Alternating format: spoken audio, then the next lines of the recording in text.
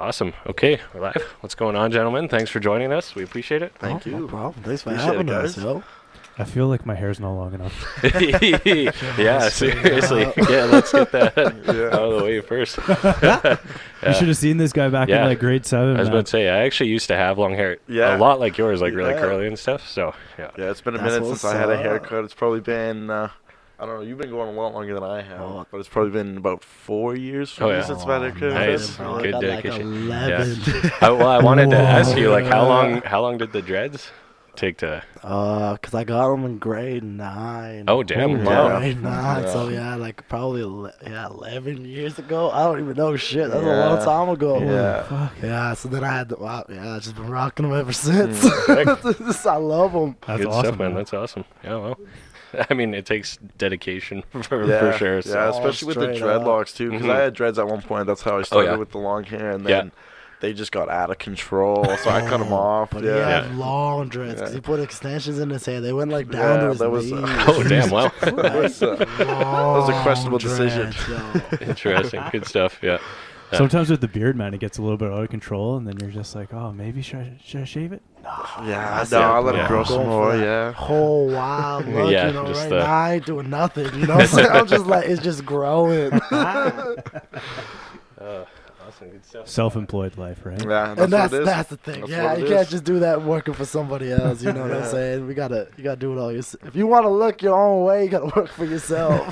Everyone's very got true. dress codes Yeah, now. Yeah. No kidding. Like I wear like this most weekdays sort of Yeah. thing, you know, this kind of Yeah. dress. So Absolutely. yeah. Yeah, and the last job I applied for, I actually applied for UPS to become a delivery man. They Oh were- yeah. I got through the interview and everything, and they're like, okay, well, you might have to cut the hair and shave the beard. I was like, no, thank you. No, I'm good. I don't need money that bad right now. Appreciate that. Appreciate Yeah. that. So on that note, I guess you seem like a pretty entrepreneurial guy. Like, Yeah, I would call myself that. yeah, for sure. Yeah. So like, cause you do the music, but you're also like a trainer, or Yeah. So I'm co-owner and co-founder of a company called Free Fitness, and that's a pay-you-feel personal training program. So that's we got a gym that's downtown. I'm no longer a managing partner of that no more. We did that for I did that for a few years. My homie Tony's running it. We were just there yesterday. We just we're doing a dodgeball tournament there. They were raising money for like kids sports. okay, Nice. Yeah. Which was pretty cool. Good stuff. But yeah, so that's what got me into it. Right now, me and Brandon are doing, we kind of expanded the music company from Prime Purpose Music to Prime Purpose Movement. And now we're also doing boot camps. Cause that was kind of my main thing as a trainer. I did one-on-one training, but like what my bread and butter was like running those big boot camps, getting a lot of people working. Yeah. Cool. And so like now that's what we were doing a little bit with Free Fitness. We were doing big ones. We got up to there was a couple that we were doing like 150 people. Holy shit. Oh, damn. Huge. Like they were like just as big as and entertaining as some of the shows, like music shows that we were doing. Yeah. You know what I'm saying? Like there's a lot of people there. Yeah. People complaining in the neighborhood that these boot camps are too loud. Like you know, it's like I'm getting more in trouble for the fitness stuff than the rap stuff.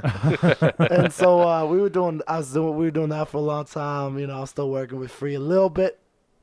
But me and Brandon are running these boot camps. I'm doing some online training as well. Nice. Just to kind of like free up my schedule a little bit so we have more time to spend making this next album and that as well. Nice. Yeah, good stuff. Because I've said, like watching your Instagram, it looks like you've been pretty busy working on that lately too. Hey. Yeah. So this album been taking me a minute to make for sure. Yeah. And I keep going back and rewriting it and working with other producers, just like really experimenting even with the sound and what like hip hop can be, what hip hop used to be. Right. Like it's a little bit of new age stuff. Like I ain't afraid to use a little bit of the auto-tune shit and even doing some mumble rap and stuff. Oh, like, really? Okay. Yeah, it's interesting. A lot of people hate on it, but I equate it to like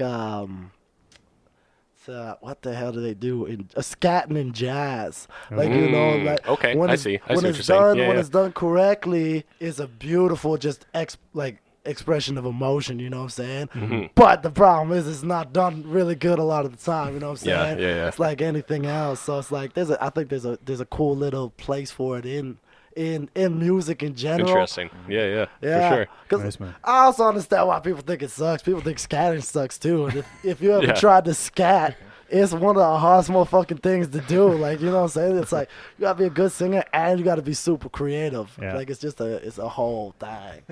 Yeah, You know for what I'm sure, saying? for sure. Shit. So, because I listened to your episode with the Awesome Hour from I think that was last year, sort of thing. Yeah, that's some And- good homies over there yeah, for they're real. good, Yeah. good dudes. But you said you were doing 5 albums in 5 years, Yeah, right? So, yeah, and so I was we kind of s- like, damn, all right, like I Yeah. respect that. So, where are you on that timeline? I guess. So, cause we were set and ready for the album to come out last year. We were, and then I restarted. Okay, that's this next one. Yeah. Yeah. So then it's because I'm still working on this first one of 5. Oh, okay. Yeah. Because Yeah. like that Just for Fun project that I put out a little while ago, it was really just for fun. These were Oh, just, okay. Yeah, these yeah. were just 3 tracks that were kind of like Yeah. upbeat and poppy. I was like, Yeah, all for right, sure. we'll just And- put something out and see if people Yeah. like it. It Good doesn't stuff. sound like the next stuff. It doesn't sound like the old stuff. It just was what it was. You know what I'm saying? Okay, cool. Yeah. And so the goal still is 5 albums in 5 years, starting from wherever we put out this first album. Okay, I gotcha. Because like, I'm working on this album, but I'm also working on the next album. I already have the idea of the sound and what I want to do with the next album, anyways. Yeah. So it's kind of like I'm working on 2 albums right now, anyway. So it's Oh, like, dope. All right. like we got, because even when I was sitting in the studio with Mark Kerr the other day, we were talking about my album a little bit. And he's like, so how many demos you got for this? And I was like, oh, I got like 60, 70 demos. Like, you know, I've been working on Right. on demos for this for like 2 years. Yeah, and wow. it's just like, if we wanted to put out a project, we could have put out 5 projects Right, by right. now. Like, you know, Yeah. that's not, Yeah. but it's just like we're working on, because music, any product really, music is just one of the main products that we work and put out, obviously. But like just products in general in today's society are made for disposal. Like, you know what I'm saying? Like, Yeah. everything is just so quickly made, but it's for quick use and to be thrown away. Right. Music is no different. Like, you know what I'm saying? We have Right. our artists like, you know, Kendrick Lamar or John Mayer, like not just only keep this in hip hop, but anything that takes some time Mhm. and put out some quality and it lasts. Yeah. And I think there's still a market for that, and people still like that and Yeah. appreciate that. But a lot of people always thinking so short term, while a lot of, like, I like to think about legacy, you know what I'm saying? I like to play the whole game, Yeah. you know, like Jay and Hova, like you, or fucking Jay and Diddy, sorry. I meant to say Hova twice. But it's all about the long term game, you know, like we put out the project Life with my homie a long time ago, and we had a lot to learn, you know what I'm saying? So we took some time and we learned, like, you know what I'm saying? It's just like, okay, so if you take more time, you can do things really cool, even with not a lot of money. Like, you know, I may be an entrepreneur, but I'm a young entrepreneur still in the game, you know what I'm saying? Like, it's still about hustling and stacking that dough, flipping the money, doubling up again, you know what Yeah. I'm saying? Like, We're we far from in the same millionaire. boat there for sure, honestly. You know what So I'm saying? Yeah. Yeah. So, but there's a lot of times I think people just get too excited is what the main thing Trigger is. happy. Exactly, Trigger you happy, know, you and know? I think there's something to be said about like taking your time, taking a breath, and be like, you know what? No, I think this is pretty close to perfect. It's never Yeah. gonna be perfect, Right. but like you can bring it pretty damn close with some time and patience. I think. Yeah, I was going to ask you about that just because obviously this album, you know, taking more time, perfection, it's very hard to reach that, you know, but it's like, when do you release it? When do you throw it out into the world Yeah. and let it fly on its own type of thing? That's a good question, and I don't think there's a definite answer, Yeah. and I think, you know, every kind of artist is a little bit different with their whole project, like, because especially with the first one I did, Life, me and one producer were Andrew Menzak, who I'm still working with today. Yeah. Very smart dude, very talented musician, but we didn't know. Like, we didn't know how to make an album. It was the first thing we both were just working on an album together. You know what I'm saying? It's like, okay, we got 12 songs. All right, let's put it out there. Let's see what happens. You know what Fair I'm enough. saying? Yeah. But this time, I think there's just a strategy behind it. Like I think there's the craftsmanship away from the art too. Like you know what I'm saying? Like I write a lot of songs. I write at least a song probably every day. You know, so it's like it's not that it's hard to write a song. Not that it's easy to write a song either. I'm not trying to be super humble here either. You know what I'm saying? Even though there's some humility in with it all. But I ain't trying to be humble. Anyone can write a song, and I encourage more people to write songs. If anything, if you're listening, just go write a song. Just try it, you know, because some people don't even understand what writing a song is, and you don't know until you just go and fucking try it. But I was on a tangent here. What was I, Rich? Oh, you got the question. I always am talking too much. That's always the thing. That is the premise of our podcast, man. So welcome to Long and Hard. Yeah, exactly. Perfect. Okay, good. But your original question was, when is it ready? Yeah. And especially when it comes down to it, this time we trying to cross a barrier between like a more commercial and a unique sound, and that's a hard thing to cross because obviously you ain't trying to sound like anybody else, but there is a way to sound like everybody else but completely differently. Like, you know what I'm saying? Kendrick, J. Cole, great example of that. They got some of the craziest bangers in the world, and they sound like people, they sound like everybody else, so drastically not though. Like, you know, they fit in with everybody on the radio magically. Like it's like this makes sense to be here. And so we try to do that with all kinds of crazy shit. I try all kinds of crazy shit when I'm in the studio, and cool. just to see what sticks. And sometimes it's stupid, and sometimes I was watching this thing on Netflix. I think it's called Furs. I want to say it's Furs, and it's about this clothing designer. I don't want to butcher his name either. He's French. And he said one of the most impactful things that I took, and it changed the way I looked at art and life so much. He's like everyone wants to make something beautiful, but some of the most beautiful things have like, and I'm paraphrasing, no, this isn't exactly, but he was saying that even some of the most beautiful things are made up of a little bit of ugly. And it's just like that balance of like, it doesn't have to be perfect to be perfect. It needs some perfection is a little bit of ugly. And so trying to find things that don't sound good and trying to make them sound good on things where it wouldn't fit. And it's like, so we're doing a bunch of that. And so, again, long rant to answer your question. Keep going, man. The albums, like, because there's songs on the album from, I think I have, the last track list was like track list number 14. Like I've remade this album so many times over again. Because I thought I sucked too. Like I had to get better during this whole process as well. Like I was like, I want to make a song like this, and then it was humbling how many times I had to try to make that song in order to be like, oh shit, this was way harder than I thought. Like this guy makes it look super easy, but it's like obviously he's talented. Like it's giving me a whole new perspective on so many different things. Most definitely. And so there's just a feeling that this album encapsulates. So it's like when a song fits, it just like it fits in the album so nicely, and it's just like this feeling, like, you know, like Re-Up, Calling Me Homie. There's a couple people maybe we should send you guys some of the demos too, so you can hear some of this shit too. Sure, man. Absolutely. It's so crazy. Just so you guys can get some context on the stuff, as long as you don't leak it. That's the only thing. Sure, man. Don't worry. We don't own all the songs I have demos to either, so it's like some things are still in negotiation with producers. All right. But they just fit, and no matter how many track lists, how many different sets of track lists I make that go on the album, there's always these songs that carry over. And so there's like some songs get lost along the way, and some songs are just like, damn, this is all the way from the first one. This is a song from 2 years ago. Like, damn, like this might be a song that still needs to come out. You know, this is clearly a timeless message, at least over this short period of time. Like it's still got a good sound that fits in, but it's different. So it's like I set a bar for myself where it's like, hey, there can't be songs worse than these. You know what I'm saying? And so like when I have and this is another thing that's crazy too. I've been talking to, cause like there's not a definite answer when the album's done. And what makes it even more difficult is because we're independent. Is that we have no deadlines. Right. Like you know, it's when we're ready.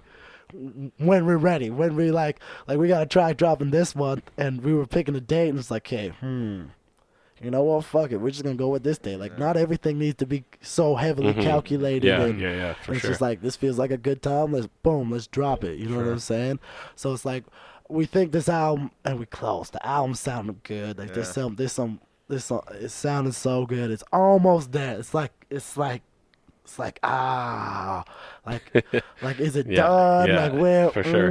Am I being too picky now? Like am I just like trying to take it over the top? So we're trying to probably can give it a couple more months, and hopefully sometime like halfway through this year, if the feeling is right, it's like, okay, it's time to go. Yeah. You know what I'm saying? For sure. Yeah, we had one of our friends who's a country singer, and she was talking pretty much about the exact same phenomenon with releasing an album. Yeah. How it's like this constant struggle with yourself. Is like, is it ready to go? Is it ready to go? And you'll pick it. I mean, there's a fine line between, because nothing's perfect and there's never the right time, you know. But you gotta eventually make a decision, and you just kind of keep doing it, get in your own head. And she said, you'll put it out there for some feedback, and one person will be like, I love this is amazing, and another person will be like, I don't know, not my favorite. And then you're like, shit. Because you brought up a good point, and that was one thing I had to take. Because I definitely have improved as an artist, regardless if you like me or not. I've gotten better. Ignore me. Sorry. No worries. We've gotten better. Whether that production has gotten better, whether like it doesn't matter if you don't like the lyrics, you don't like the flow. If you hear the last stuff and you hear the new stuff, it's like, you got better. Yeah, for like, sure. You know what I'm saying? It doesn't matter if you don't like it. Like people need to learn how to take biases away. Like, you know what I'm saying? You could fucking hate my guts for whatever reason. You know, I know I got some enemies. Yeah. But it's like, if you look at something, it's just so subjective. It's like, hey, they get better or they suck or they worse or the same. Like, you know what I'm saying? All we trying to do is like get that improvement. And I think that's really like, at the end of the day, that's all you can really do as an artist. You know, it's like, most definitely, whether it's my creative vision, trying to, because that's the thing too, is I like to do some crazy shit. I like to do like, I like I like the music portion of it, but I also like the performing part of it as well. I like the interview part of it. I like coming here and chatting, meeting new people, trying to get my message, preach some people the game. But I also like costume design. Like I like putting on a crazy show. I like to do crazy shit. Like in the winter we went, and when we dropped that Just for Fun shit, we were on White Ave, and we just brought a boombox and we were just rapping on White Ave. It's funny you bring that up, because I was going to ask you, because I was going to say, did you walk down White Ave rapping one time? Because I totally saw you. Oh yeah, that was totally me, bro. No, I saw it, and you walked past like rapping and the music's going. I'm like, I think I follow that guy on Instagram. See, the marketing works. And I was kind of like, man. how drunk am I right now? Like, what's going on? Bro. I'm like, I mean, put it out there, right? So I like it. And it was just fun. Yeah. I mean, some people didn't like it, but we you got some cheers. But it was just fun. We learned, and actually, we're probably going back in the summer. It was just cold. It was a cold time. You were in pajamas that time. Yeah, I was wearing those crazy. But that's the thing too, is like, man, I was like debating coming in a toga today. Like, I was like, should I rock the toga? Should I wear the toga today? I was like, it's a little chilly. Fuck it. Because I've seen you post some pictures with that. Like, is there a story to that, or? And it's essentially it's just because rappers are boring, man. That's just the most musicians, and this is an image you have to, you know what I'm saying? Yeah. Like, there's a way, and I understand I talk that way too, but I can't help it. It's the way I talk. But it's like, there's a way we talk, there's a way you walk, there's a way you act, there's a way you do your music videos, there's a way, and everyone does it. Everyone does it, from Drake down to your local rapper, you know what I'm saying? And I just like to do things more creative. Like, why do a photo shoot in a Gucci shirt when you could do it in a toga? You know what I'm saying?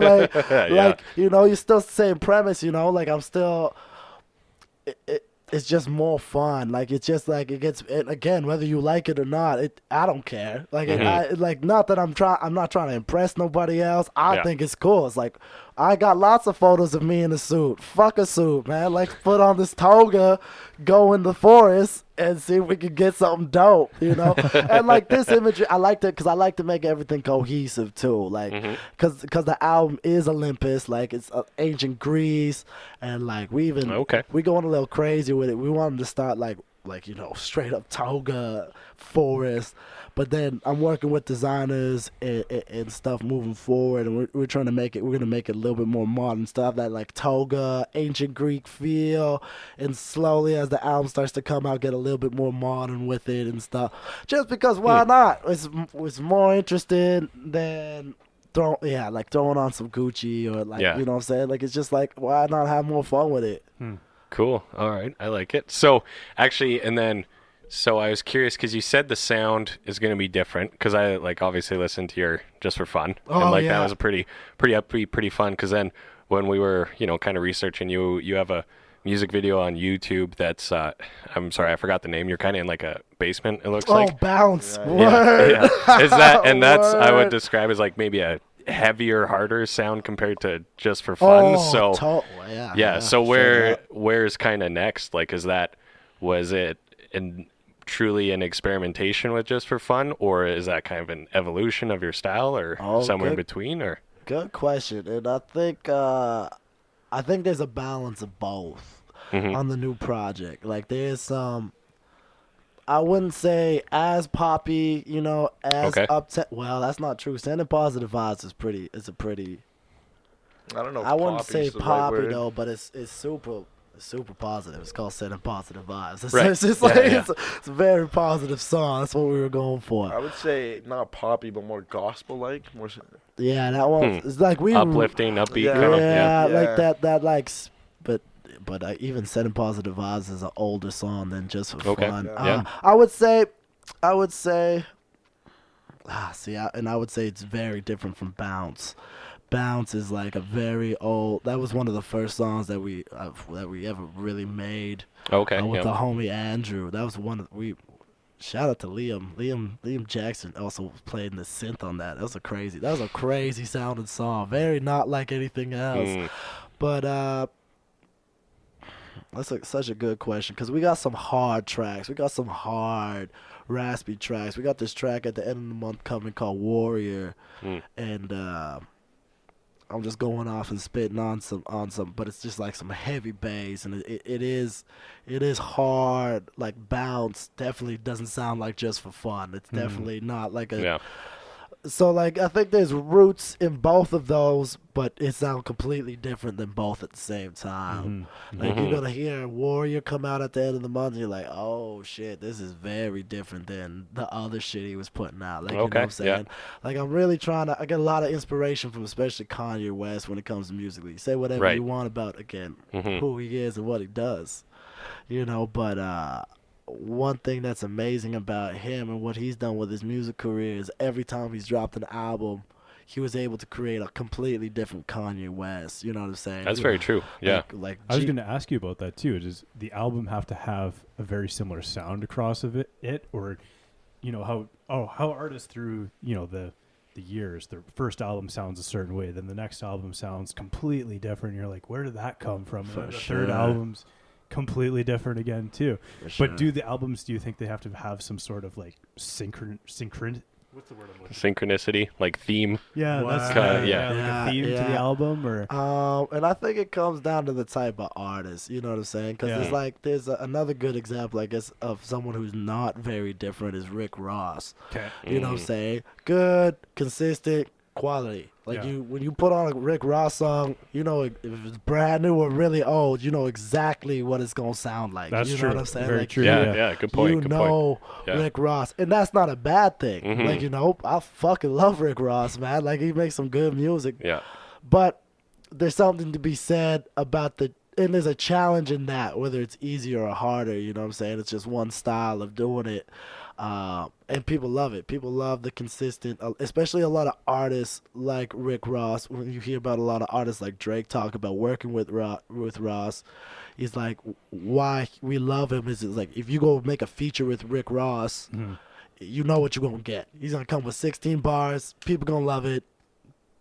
Well, like you're working with someone like Kendrick Lamar, you might not know what the fuck the motherfucker's gonna do with 16 bars. Like, you know what I'm saying? Like every time Kendrick spits, you're like, it's gonna be dope, but you don't know what's gonna come back at you. You know what I'm saying? So I think it just depends on the type of artist. Truthfully, I'm trying to go for something every time very different. Yeah, maybe similar messages. Like I think sometimes sound isn't the same thing that gets copied over, but the main messages of certain things. Like, you know, we try to preach a lot of knowledge about self improvement, like much like Nipsey Hussle. Kind of does, like, you know, like a lot of like street messages. Like that's kind of what my form of hip hop is. Like, yeah, I love the punchlines and shit, and I got some songs with some crazy punchlines coming. Like what's that? Ha on Love. That's a good song. It's about weed. But it's got some crazy punchlines and shit, and that's fun and stuff. But there's something about art that's impactful in society that's like kind of what I'm going for, you know. And it's not easy because it comes out cheesy a lot, like, you know, or too preachy. But like Nipsey was king with sprinkling that knowledge in there, and I think there's a right way to do it where people listen, they're like, oh shit, yeah, I just learned something from this. Like this was an experience, you know what I'm saying? Like this song's like going to school. This album's like getting a degree. Like it's improved my life, just like a good book would, you know, just like a cool documentary would. Like, you know, whether that's motivation to do anything, you know what I'm saying, just to improve yourself a little bit. Like, oh shit, maybe I will go write a song. There's this motherfucker, like he makes it seem like it's pretty easy. Like maybe I should go start writing songs. And try it. You know what I'm saying? And if you suck and you don't love it, quit. Like, you know what I'm saying, fuck it then. Like I think so many people scared to quit things too, and that's like, it's alright to quit, say fuck it. So, like, you know, move on. Yeah, it's like no one to cut ties, right? Like, so people just too connected with things, and I mean, who am I to talk? I'm super connected with my project, but there's I guess even one thing I could give out to artists is like you need to approach something with two different mindsets. There's the artist mindset, and then there's a business mindset as well. Absolutely. And I think a lot of artists don't understand that they're too connected to the art form. Like, you know what I'm saying? Yeah, where it's like, or don't think about the business side, or don't have a mind for it, kind of thing, right? 100%. Or take criticism too real. Like, you know what I'm saying? It's like, yo, bro, I got homies that like, bro, I didn't like your first project. And I was like, oh, okay. That's cool. Like, thanks for telling me, bro. Like, that's just as beneficial to hear from you as someone saying, yo, I love your project. Like, you know what I'm saying? Like, yeah, absolutely. I learned from either one, you know what I'm saying? It's like taking both with a grain of goddamn salt too. Like, you know, just because someone loves you doesn't mean you're good. and that's what people need to learn too. Like there's this balance between, like, there's truth in both and there's lies in both. You know what I'm saying? And Ellen DeGeneres actually said it really good. She's like, if I believe the love, I have to believe the hate too, so I don't believe either. And I was just like, oh, interesting. Shit. Huh. Yeah. Damn. Need to take that one in for a minute, but Isn't that, I was going to talk to you about criticism too, because I mean that's kind of the thing too, as we live in this world of social media, and there's haters out there. There's haters, bro. And then there's people who legitimately have your best interests in mind too, right? So how do you really differentiate, would you say? Oh, that's a good one, because it's hard. That's the thing too. It's because I also have been burnt in some industries and some business moves, and you know, like, I've seen the dark side of it as well. Like, you know what I'm saying? Like, I might be upbeat and preaching love and sharing and trust and all that good shit, but it's also, we just human beings. Everyone's trying to survive, you know, and we're everyone's trying to be better. Everyone's trying to improve, and everyone's trying to do the best that they can. And sometimes just people don't know the best that they can is better than where they're at right now. So where I'm at right now, I have a homie. His name's Cole Robinson, and he invented the diet called the snake diet, and it's one of the most popular diets in North America now. He's actually one of the co-founders of Free Fitness too. So we actually have a business together too. Yeah. And the snake diet is super controversial. If you ever heard of it, I don't know if you guys have heard of it. It's a fasting diet. fasting's really in now, but he was kind of ahead of the curve on this. Super smart guy, but motherfuckers hate this guy. Like so badly. Like this, like the shit people send him and the way, and that's how he built. But he's a smart dude too, and that's how like he builds his brand off of it as well, because he does. Ultimately, he helps. I've never met anybody in my entire life who has helped more people for the better. And so he gave me a whole new perspective on handling hate, and it's just like another tool in the wheelhouse. Like if you can learn how to control your own emotions, it doesn't matter. You know, I don't give a shit if you don't like it. I don't. That's cool. What don't you like about it? Like tell me what. Let's have a discussion because I want to learn. Right. You know, maybe it's something I can improve on in the future. Maybe you're just a dick. Like I'm gonna take everything with a grain of salt, whether that's knowledge or whether it's like what you're just being a hater. You know what I'm saying? And if you're doing, anyone will tell you that if you're doing something right, more people are gonna hate you than love you. You know what I'm saying? Motherfuckers hated Gandhi. Like, you know, so how you like like, you know what I'm saying? Like who obviously someone's gonna hate me. Most people hate me just because of the way I look, you know what I'm saying? So it's like get on there, start rapping. There's a lot of hate with a lot of different things. So it's just like it took me a long time, I guess, to get to this perspective though. Because especially being so attached to your art form.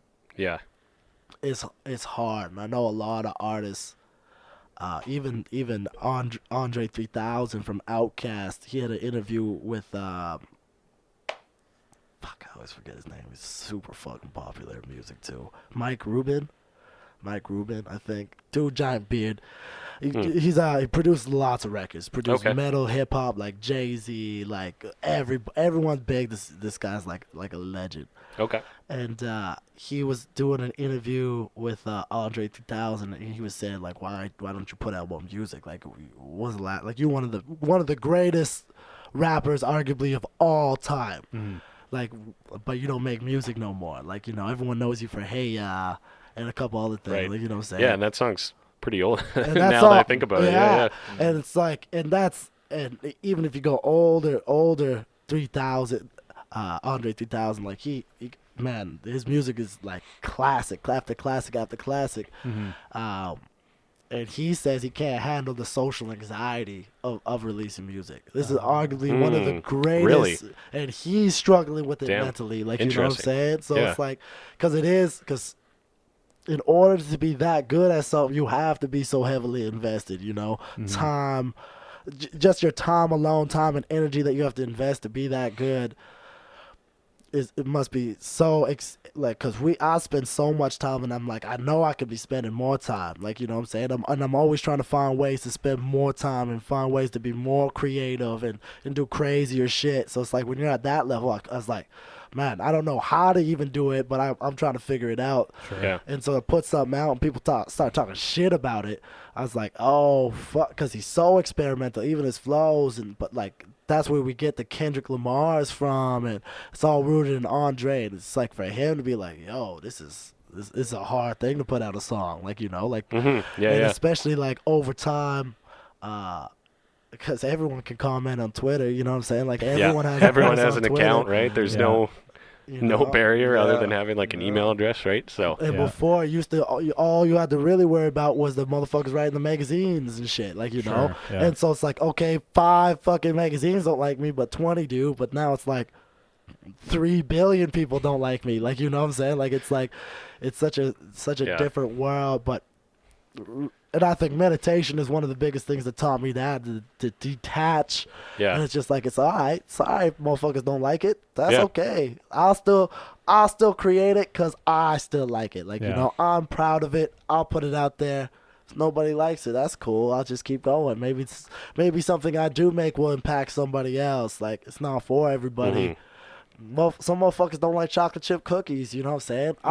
Like, a lot of people do, but some motherfuckers allergic to chocolate. They don't even have a fighting chance, you know what I'm saying? So it's like, if you're not a chocolate chip cookie, I didn't even realize I stole that from the internet too, that example. That's a meme. I ain't no chocolate chip cookie. I can't please everybody, you know what I'm saying? True. Yeah, Yeah, I mean, we're even somewhat similar where, like, this show, for example, or some of our work, like, anytime you put something out into the world, you just have to accept that it's not going to resonate with everyone. Someone's going to dislike it, right? So For sure. And, yeah, I don't know. You have to be open to that, and I think having the self-awareness to take criticism and learn from it, like that, that shows, like, a good mindset as well. I think, right? And talking to, like, our other artist friend, like, a lot of people who go far in the business is the ones who have the business brain, who can, like, they're not too attached to it that they just get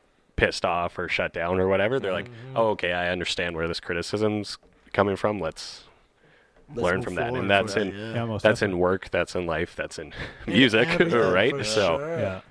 It's in dating. In dating. Yeah, for sure. It's all about self, and I like that you're using that word self-awareness, because that's like, if everyone just was because I feel like people, and I hate to sound like some woke-ass artist, because that's what everybody's trying to sound like right now, you know what I'm saying? But I think it's important to talk about, and it's like, I think people need to understand that, like, self-awareness is something to work on. Like, you know what I'm saying? It's like working out. It's like working on a song. Like, you can be better at being self-aware. Like, you know what I'm saying? Like, people don't understand that. They just think, man, you think you read a book, you think you woke as fuck? Like, no, fam. Like, you got to keep working at that shit. And because it makes everything better. It makes dating better. It makes working better. It makes making music better. If you have that self-awareness, and it's hard, I think. Motherfuckers lazy. Motherfuckers, especially with trainers. I know you're lazy. Like, I know you're physically lazy. Like, I know that for a fact, because I've been doing this for a long time. And so it's like, anytime. But that ultimately also comes down to people set too high of goals with unrealistic expectations. You know what I'm saying? Yeah. Jordan Peterson wrote a book called, remember what that book's called? The big one? 12 Rules for Life. Yeah, have you guys read that book? Yep. I've read mostly. It's a big read. Yeah. But like, I think the biggest thing I took from that was, is it making your bed, cleaning your room?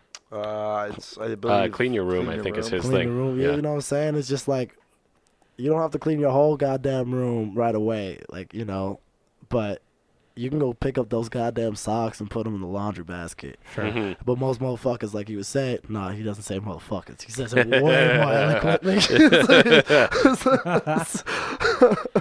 But he says, like, but a lot of people won't even go pick up the socks because they think it's beneath them. Yeah. It's just like, well, motherfucker, you're not cleaning your room. The least you could do is go pick up your goddamn socks. Like, you know what I'm saying? Like, why is that beneath you? Once you pick up the socks, then you'll learn, okay, shit, now it's beneath me. Now I should probably go do some more shit. And I think, like, a lot of people trying to take on these giant things, like, especially in fitness is a huge thing, is these people come and they're like, yo, I want to drop 30 pounds. Yeah. This but month. I've never worked out once before, sort of thing, right? 100%. It's just like, dog, if you got that mindset, and don't get me wrong, because some people do come in with that mindset and they switch, and it's crazy and it's powerful, because it takes a strong individual to do that, to switch up all your habits overnight. But I think it was also Jordan Peterson that said, this could be wrong, this could be misquoted, but a human being has the potential to be amazing overnight. It's true. If you had the problem, and if you think about, all he was saying was, if realistically, the difference between you and the person that you want to be, whoever that is your daily habits, and you can switch every single habit that you know is wrong tomorrow. Most people know sugar is wrong. You don't need me to tell you that your sugar, you have too much sugar in your diet. Most people know that. The only difference is I can convince you to stop eating that sugar. And that's just saying that, like, overnight, if you wanted to, you could be on your way to becoming the most amazing individual. If you just like, hey, you know what? Tomorrow I'm going to wake up, I'm going to take that cold shower. Fuck it. I'm going to read that book tomorrow. I'm going to write a song. You can do that all tomorrow. All those things and then you can go to work. And then you can come home, then you can work out. Like, you could do that all tomorrow if you wanted to. The only difference is doing it. Is doing it. It's just like, and I think it's because people overthink it. Like, you know what I'm saying? It's like they won't go pick up those songs. You don't have to go to the gym and know everything. You don't need to start writing a song and know song structure properly. Like, it doesn't, like, you don't. You just have to go start. Like, you know what I'm saying? It will just fucking come along the way with a little bit of self-awareness. Damn, man. Damn. No, that was good, man. That was good. Yeah. So actually, and then I think this sort of ties in, but just goals and stuff. Because so you posted your kind of January recap sort of thing, and I really like that because we've been it's January obviously, or well, it's February now, but we've been talking with people about New Year's resolutions and new goals and stuff, and like I thought that was a very pretty ballsy self-reflection to take for sure, to kind of put out there. Like I don't know, I actually kind of wrote some shit down for myself to be like, damn, what have I been doing? Where am I at on my goals? But for sure. So your goal for this year is 100 concerts? 100 concerts, 100 boot camps, and 1 album. Yeah. Dope. How so the concerts, the shows, do you have any coming up soon, or where's so we're working on that too. We're working on we're trying to do 2 tours. That's the thing, is like we're trying to do about 50 shows before the album comes out and another 50 after the album comes out. And because I have no frame of reference for, is that like a lot of shit? Like, is that a pretty lofty goal where you're like, shit, how am I going to do this? Yeah. Good question. It seems like a lot because in theory there's only 52 weekends in a year, and right? 100%. So it's like it's a lot of shows, especially if you're talking to like a lot of local rappers. To do 100 shows is like, dog, how it's like even gonna get full 100 tour, shows? really, honestly. 100%. But I think I like to do a lot of goal setting. We do a lot of goal setting, and it comes from personal training. It comes from reading a lot. Like we do a lot of goal settings, and again, this is a Kanye thing, but or it's The Secret, if you want to believe in like the law of attraction. Sure. However you want to take it, whichever wording you want to say, but it's like putting it out there, and because I'm not scared. I don't care what if I hit 99 shows? Did I really fail? You know what I'm saying? Yeah. What if I hit 150 shows? You know, now I'm doing better than I thought. Like, you know what I'm saying? Like we did those boot camps, and I was like, hey, we could probably if we're doing 100 shows, we could probably fit 100 boot camps. And then we booked 21 boot camps in our first month, and we're like, oh shit, we could probably do way more of these boot camps. Like, you know what I'm saying? It's just like pushing it and telling people, like, we're reaching out, we're telling people what we're doing, because we're not scared. You know what I'm saying? I've been talking about this album for fucking 2 years, you know? And I failed many times along the way. My album's still not out. Like, this is still a goal I'm working on. Like, that's probably the biggest goal. Like, people see this 100, but the biggest goal is the first one. The one album. You know what I'm saying? Yeah, for sure. And so, and a lot to be said with goals, you know what I'm saying? Like, that's also something you can get better at doing, is setting your own goals. Like, you know what I'm saying? Like, and because some people are too small-minded and they're shooting for something that's too easy. And then there's got the other motherfuckers, which is my problem, and I try to shoot for the goddamn moon, you know what I'm saying? And I think I do it. What I had to get better at was my humility, and be like, shit, okay, that's a big goal, and we like to do big goals, but that's not realistic. And, you know, and it's just like, and I don't want to say unreal, because everything's realistic, but you have to consider your circumstances and where you're at. You know what I'm saying? It's like tomorrow I'm not going to be able to run 100 kilometers. You know what I'm saying? Like that's unrealistic. I don't give a fuck who you are. Unless you've been training for 20 years, like 100, like you're going to die. Your body's not ready. You know what I'm saying? So there's something to be said about setting proper goals, and it's okay to not hit them. Like, people are scared. I'm not scared. I'm not scared if I miss. What if I only book 50 concerts this year? It's like, did I lose? I don't think so. But I know what to do for next year. You know what I'm saying? Yeah, absolutely. And especially with the concert going in particular, that comes from Steve Aoki. Steve Aoki did. They made a documentary on it. I didn't watch the documentary, but it's pretty decent. Is it Netflix? good? It's pretty decent. How many shows did he do that year? He did way too many. Like 300 or something. Right, yeah. And like, that's actually what my goal is. Like, you know, I want to be doing, I want to be 300 shows. I want to do 300 boot camps and put out an album. You know, this 100 one is like, people see those numbers like, holy shit, that's a lot of shit. It's like, oh, I hope I can hit this, because my goal for next year is way bigger. Like, you know, like, and so it's just like proving to myself and proving to other people, I guess, because I need other people to help me. You know what I'm saying? That was also another thing. We're doing a lot of stuff, and Brandon's only becoming more and more helpful as we continue along. Like, you know, he was only doing the music stuff, and then now he's also doing the personal training stuff. Yeah. Like, you know, now we're doing, good stuff. like, now he's helping with both things, and we're just getting more people to help along the way. I got amazing graphic designers that are helping, lots of photographers from the cities, and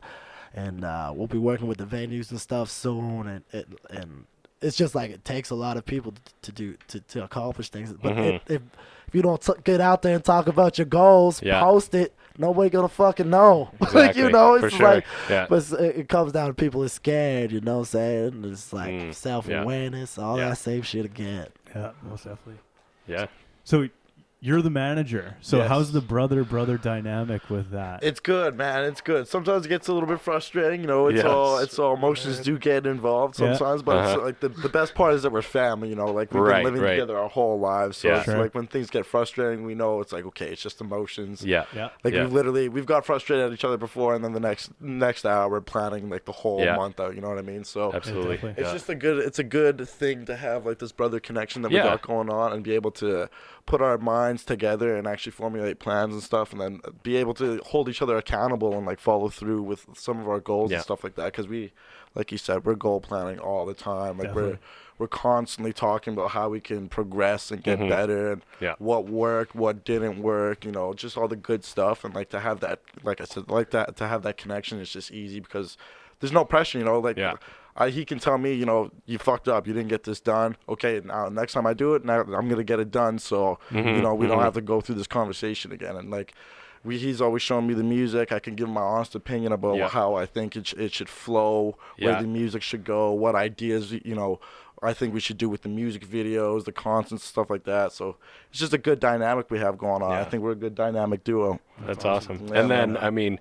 if you're brothers and you live together, like there's no bullshitting each other. You know what each other are doing and stuff, right? Like so that accountability is there, and like we're both very hard workers. So like that's another good thing. Like we're not lazy people. Like we might sleep until like some days. Well, you sleep in a lot longer than I do. I'm an early bird. He likes to sleep. Well, let me just clarify why I do this now. When I first started training, you know, I was training people at 4 or 5 o'clock in the morning, and I would go for like 12, 14 hours. Like, you know, and then we would go record the album. Like, you know, I was training. And so now I'm like, man, if I don't gotta be up in the morning, fuck the morning. That's why we went to self-employed, right? But, absolutely. But yeah, so it's good. Like I said, like we could just keep each other accountable. Like he knows when I'm working, right? He walks upstairs and sees me sending the email. So yeah. Most definitely. So it's good. It's good. Awesome. Good stuff. There's a lot of brothers in managing roles. Like I'm thinking like Brennan Schaub and his brother. For like he's a comedian, if you know. I was like, why do I know that name? That's why. Okay. His brother does all his management stuff. So and I think there's some other ones, but there's probably other ones. I think it's just good to, because like we were saying before, like when I first started like managing, it was like more or less because like I wasn't really doing anything, and he was really busy sending emails, so he couldn't spend as much time as he wanted to on making the music. Artist stuff, so like we decided to have like this conversation. I was like, okay, I'll start sending these emails and stuff, and it started with a lot of bad phone calls, like a lot. I was just so nervous. I was so nervous. I remember making this phone call one time, and I picked up the phone. It was like a CEO of somewhere, I can't remember, but I got his phone number. And I was pitching him something, but I got his voicemail, and I picked up the phone, and it was just like blah blah blah, and then I was like, oh God. And then I remember Jay looking at me, he's like, how was that? I was like, oh, that was the worst phone call. He's like, good, it can't be any worse than that. Keep going. I was like, okay. That's good. That's like, good idea. And then it's just, you know, now it's like when I send an email or I make a phone call, it's just like, you know, that confidence just is what there you now. do. For sure. So it's good. It's good to keep each other accountable, and it's good to like that we both have that work ethic where it's like straight up, you know, nothing's gonna stop us. And if we screw up one time, it's like, okay, now we know, let's make this better type deal. Straight up, because we screw up all the time. It's like I think a lot of people, especially a lot of different artists, like, not that I'm a huge artist, but I'm bigger than some people. So a lot of people come up and they ask me like, how you do this, how you do that. And it's like, and all for helping. I'm all for helping. Everyone can succeed. There's lots of money in the world. Everyone can have something. Yeah, you know what I'm saying? that. We're not competing for nothing. We got that Elon Musk mindset where if we figure something out, we're trying to give it back to everybody. You know, you know. But we fuck up all the time. Yeah. I think that's just what motherfuckers Trial just and don't error. understand. Even though, like, I think one of the coolest statistics is like the apex predators, like your lions and tigers.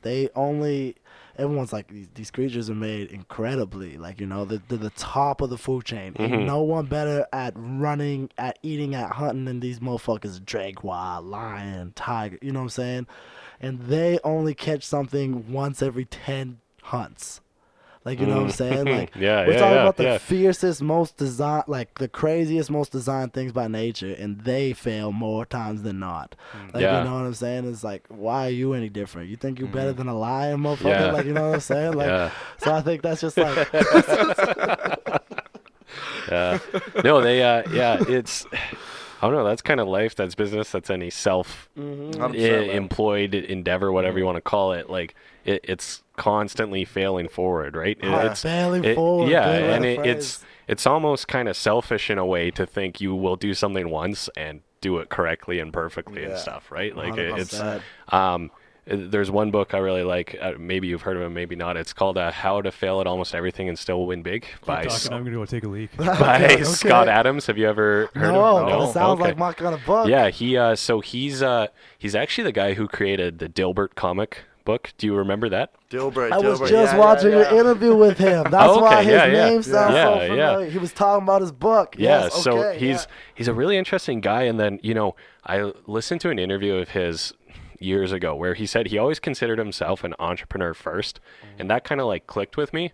And I don't know, that's kind of stuck with me in how I see my life in a way. And then, you know, talking to you, like, I kind of got that vibe listening to your other stuff, right? So but anyways, no, his point is, like, you know, in his book, because he's actually worth like $80 million for a comic book creator, which is insane. It's crazy. His books are really good. I like them. And his books basically talk about how he just pretty much constantly screwed up and failed at like almost all his projects his whole life. But it's like, you know, you're like, this doesn't really go very well. All right, on to the next thing, on to the next thing. And he studies a lot of like psychology and persuasion stuff as well too. So he's doing the hip. He's a hypnotist. So he learned about hypnosis, and he's a strangely interesting guy. But because I turned on the podcast I was listening to, he kept talking about all that stuff, and I was like, the dude that makes the comic. I was like, what? This dude is so interesting. The dog. I couldn't believe it. I was just like, because then I started following him on YouTube. He does like this thing every morning where he does like a cup of coffee. He does coffee, and he has a name for it, but he just kind of sits on like Periscope and drinks coffee and just talks about it. I'm just like, oh, he's so smart. Such a smart dude, bro. I think and if you're like you'd enjoy his book for sure, I can say. So I would highly recommend. He has a few, but the best is How to Fail at Almost Anything and Still Win Big. Oh, that's what's up. I'm always looking for some good books to read, man. Always for sure. Elon Musk is a DJ now too, by the way. Oh, I haven't heard that song yet, bro. Have you heard it? When was this a thing? Like 3 days ago, he dropped it. No. He actually dropped a track last year called R.I.P. Harambe. Are you serious? I'm not shitting you, boys. And then he just released something like 3 days ago. So have you listened to it? This is amazing. It's not bad.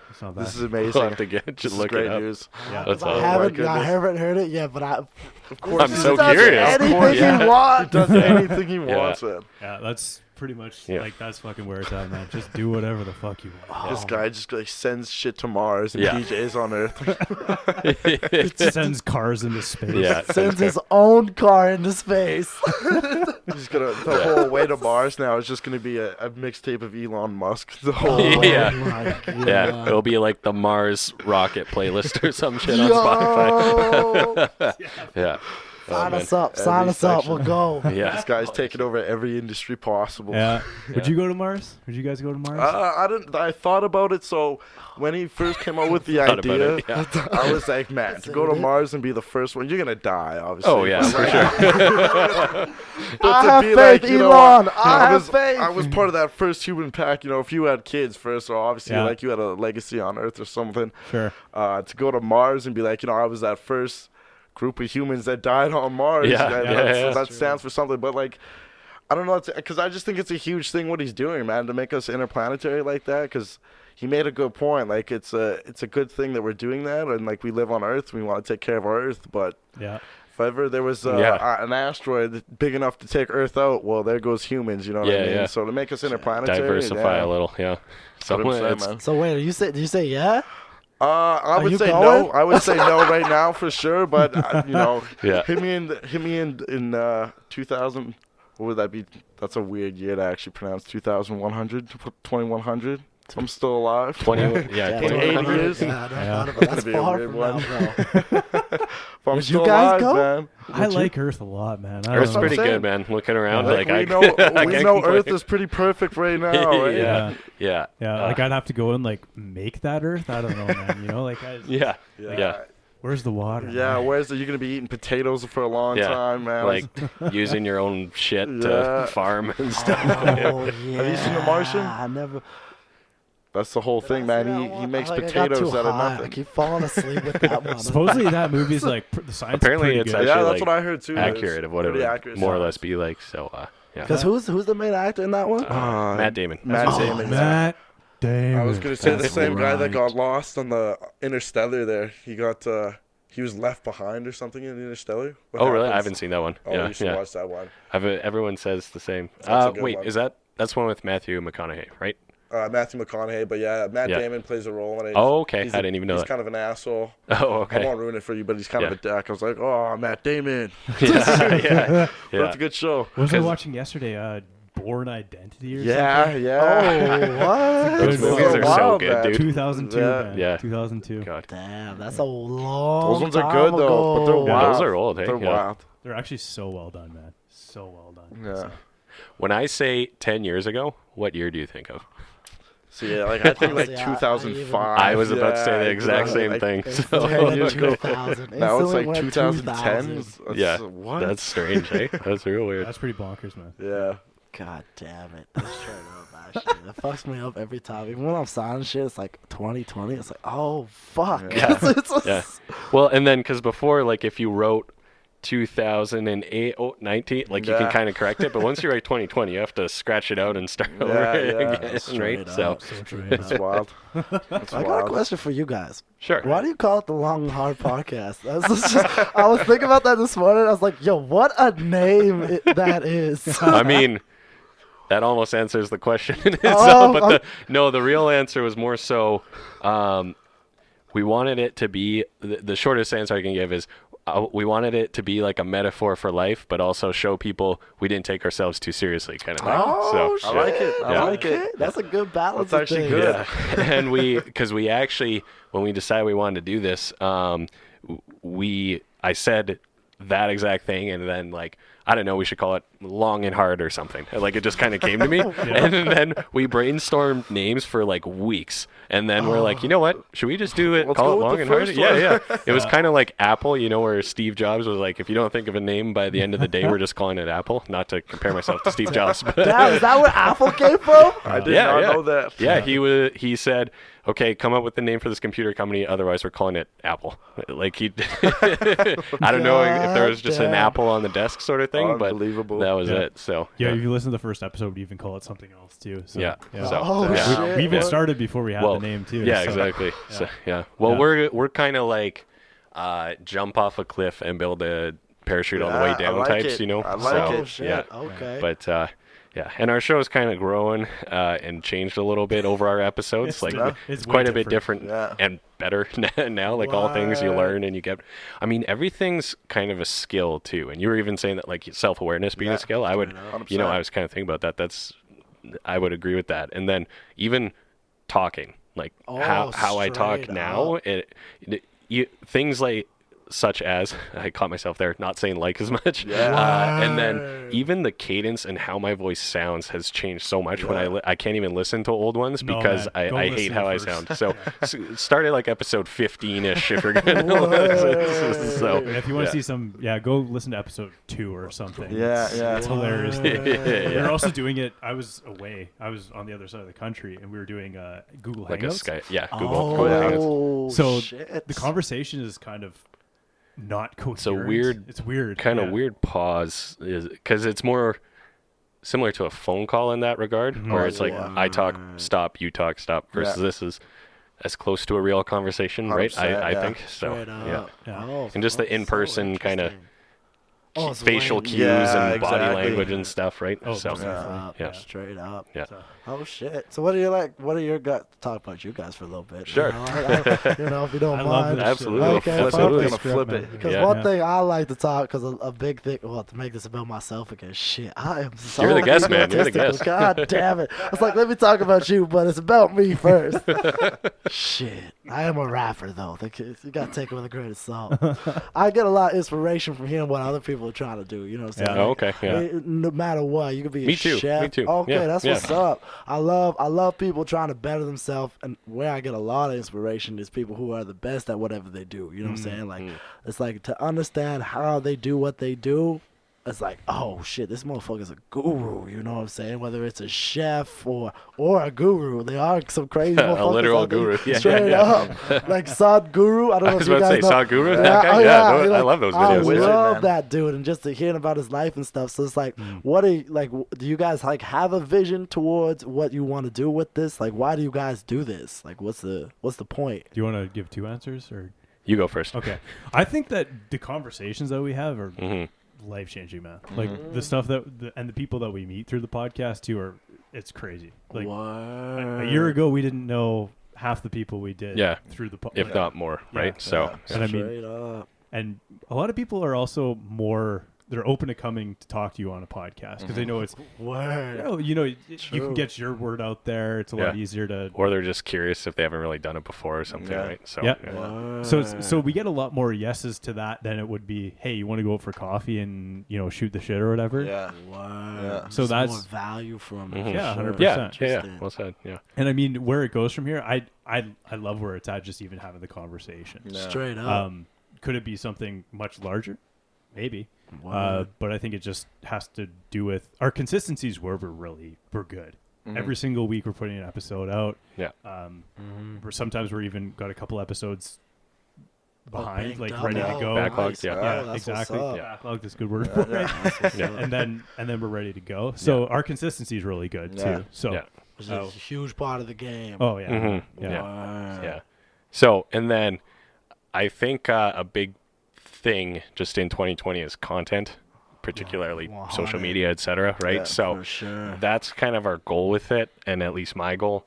Like my full-time job, like I'm a real estate agent, but I didn't want to just sit around and talk about real estate because that gets kind of boring and runs out. So it was kind of how can I put myself out there and kind of create buzz, I guess, right? So 100%. but and then like Josh said, it's just a lot of fun where you meet people, you create new connections and new friendships, because we sit here and talk at length about fairly deep subjects, right? Considering we met today, sort of thing. You know what I mean, right? So so it's very fulfilling that way. And despite being very goal oriented people, we don't have super specific goals with the podcast. Maybe we should, but it's kind of just keep producing, keep getting more and bigger and guests and promote the show better. But it's a lot of fun. I mean, there is some goal of like trying to grow our names, our brands. We're not really trying to make money with it, because I know that's the economics of that would be very, very hard. So it's kind of almost supplementary to what we already do. Does that make any kind of sense? 100%, because that's essentially what a lot of the interviews do for us as well. It's the whole brand awareness thing, building yourself as the brand. That's super fucking sick. Yeah, I mean, if you want to get to know us, there's however many a lot of hours of us on the internet. So exactly. So, and then if I can give a little more meta answer, because I think you guys would appreciate this. For sure. I heard someone say years ago, he's a well-known-ish podcaster and stuff, but he basically said, I've kind of made myself immortal because I'm on the internet forever for hours and hours, right? And he's like, I have a kid. If I died, my kid could still watch me and get to know me, kind of thing, right? So my thought was, at that time, I was really bad with creating social media and content. I was very nervous about it. Didn't want to put myself out there. And I was kind of like, shit, like, no, I want to like put myself out there. I'm kind of out there forever, and you know, kind of make my lasting mark in a way, and even to get more meta of like, what is consciousness? Yeah. How do I, and as we get more into AI and blah, blah, blah, you know, how do I preserve myself in the human collective consciousness kind of thing? Damn, that is some deep like that shit. Holy. Yeah. I I don't know. that. What do you think? Decent. Yeah. Holy, okay, fuck yeah. Let's say, I just want to say all of those answers were great. I enjoyed Thank you. Yeah. that whole thing right I there. appreciate you love asking. it all. I love it all.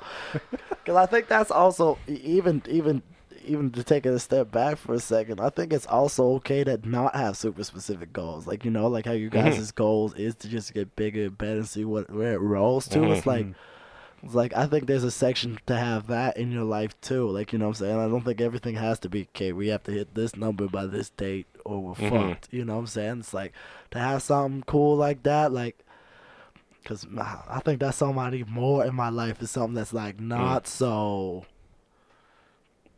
structured. You know what I'm saying? Like, a lot of my stuff is so structured, like from my weight track to my daily schedule. Like, you know what I'm saying? Like that freedom is always something that I'm trying to encapsulate. So it's actually like, that answer for me was like, oh shit, that's a cool ass. Because I also feel like a lot of people, they hear how I do things and then they try to adjust the answer, and it's just like, your way could be way better than the way I do it too. Yeah, like, who you know, knows? fuck my way. You know what I'm saying? Like, Yeah. So I thought that was a great answer for both of y'all. Fuck yeah, thanks for sharing, y'all. No, thank You're you still for here asking. having fun, man, Yeah, for sure. yeah. Fuck yeah, boys. Sick. Actually, should we take like a 5-minute pause here if that's cool with everyone? Sure. All right. No. So you were talking a little bit about meditation. Do you have a yeah. a technique that do you do transcendental? Is there a certain way that you do it? Because I've been practicing now for quite a while now. Okay. I think probably a year. Well, no, I shouldn't say quite a while, because people have been practicing way longer than me. Probably almost 2 years now, I would say, pretty consistently. Like, before we came, I was meditating. That was what I did right before we showed up. Like, you know what I'm saying? I spent 45 minutes. I do, depending upon how busy the schedule is for the day. Because some days we're swamped. We got a lot of shit to do. Some day when we're working from home and there's a lot more time, I spend a lot of time meditating. So I do. You guys know who Wim Hof is? Yep. Wim the Iceman. Kind of. Yeah. So I start by doing, depending upon the day, at least 10 minutes of his form of breath work, or the full 20 to 30 minute one, depending upon how intense I'm gonna get into it. Well, actually, first thing I do is a cold shower, and then I do the Wim Hof breathing method after the cold shower, actually, and then I do anywhere from 10 to 90 minutes of meditation. Sometimes it is just breath work. Sometimes I do visualization meditation. Sometimes it's transcendental meditation. Because I think, just like anything else, and actually, I wish I remember what her name was. Damn it. She did a great podcast, and she's talking about how different activities just activate the brain differently. So, and I'm a huge believer in that, and because it's true. Not that that's not a debatable fact. Let's just it's not. So I think there's benefit in all of them. So dependent upon what I'm looking for, like my intent for the meditation at that time is the one that I try to do. So I really throw it like intent is really how I do everything. Like, what's your intent? Because that's how I keep going with stuff. Like, what's the intent of this workout? What's the intent of this song? What's the intent of starting this business? What's the intent? Like, because if there's no intent, then there's no... Because everything gets hard, including meditation. Like, a lot of people you guys probably hear when they talk about meditation is like, oh, I can't do it, or why I'm thinking too much, or that's everybody. And, like, you know, I've been practicing for 2 years, and some days I get that perfect... oh my God, I'm in another galaxy. Holy shit, I'm one with the universe type of meditation. And then sometimes it's like, fuck, I can't stop thinking about stupid shit today. So it's like, that's the kind of day I'm going to have, you know?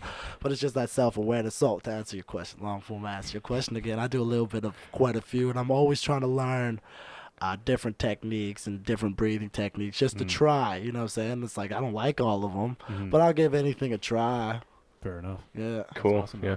Do you guys meditate? Do you guys? Him better than me. I'm still actually, as you say that, because I got into it a bit late last year, but still lots of practice needed. Oh, but for sure, yeah, for sure. no, I need to get back into it and maybe get, let's say, a little more serious about it, if that makes sense. Right? So, but More intent. Yeah. Intent, yeah. bro. More intent. What kind of you do? Because I know you do. quite a bit. So yeah, we got into meditation about the same time because I remember coming outside and I was like, man, I think this meditation thing is pretty crazy. And you're like, oh, you got into it too? And I was like, yeah. Like bro. within days we were kind of like we discovered it at the same time. Fucking but like twin brothers there. that's what happens. Yeah, man. some things we do a lot. Like I guess we do a lot of the same things. But I like the kind of visualization ones where sometimes I do the guided ones as well, like off YouTube. Okay. There's a guy. There's a guy I found. I think his name is it's Michael something, and then there's Jason Stevenson was another one I found. Okay. And they kind of just do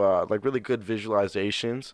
And I'm huge when I meditate. I like to kind of feel like more connected and stuff like that. And I use it as a tool to kind of figure out like how I'm feeling mostly because I do it right at the morning. Like as soon as I get up, I'll drink some water, go do my thing in the bathroom, come back, and then like kind of sit down and be like, check in with Brandon, see how Brandon's doing today, and then I kind of go from there. So some days, I spend 10 minutes kind of just thinking about what I'm trying to do with my day, how I feel, and sometimes like he said, I can spend an hour or 2 hours doing that because you get so into it sometimes that you just forget like.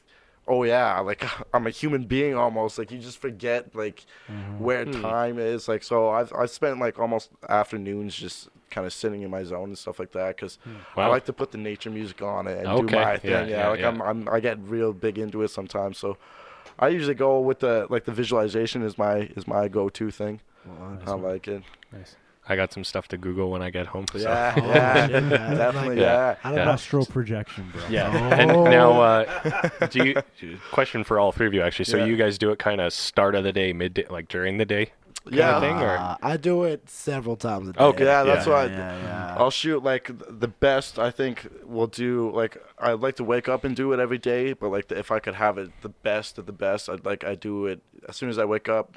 Midday, I like to take a nap, so usually I'll do it before my nap, and then right before I go to bed in the night, I like to kind of just reflect on the day and stuff like that. Yeah. Cool. What about you, bro? Maybe usually in the night. Yeah. Oh, at night? Yeah. Oh, Because I mean, if it's a good session, it's a good session. If it's not, you fucking fall asleep. So Yeah, it's and that's what it is. Yeah, That's a good one. Yeah, that's 100%. See, because where I started it was I would do it at night because like during the for my business, the peak busy time is kind of summer and then it tapers off in the fall. But like when I was super, super busy with work, like I would just lay there at night and think about whatever I had to do the next day and like kind of having conversations in my head. And I just had a really hard time quieting my mind. And I would stay, like I would go to bed, but then lay there for like 2 hours or more, just like, and like, I'm like, no, I need to like sleep. Right. So I kind of started from that need, but then I haven't stuck with it extremely well. So, and I think that's like one of the bigger problems like now we see in society is that a lot of people like do have a large problem like falling asleep at night, and it's like largely due to like everyone's got their own problems and stuff like that, but everyone just has a problem shutting their mind off and like now it's time to go to bed. And, like, a lot of people, especially younger crowd, will go on their phone for 2 or 3 hours in the bedroom, Facebook and Instagram, but like that's almost making it worse, right? Because you're sitting there now judging or doing whatever, distracting yourself as opposed to just finding that time to fall asleep.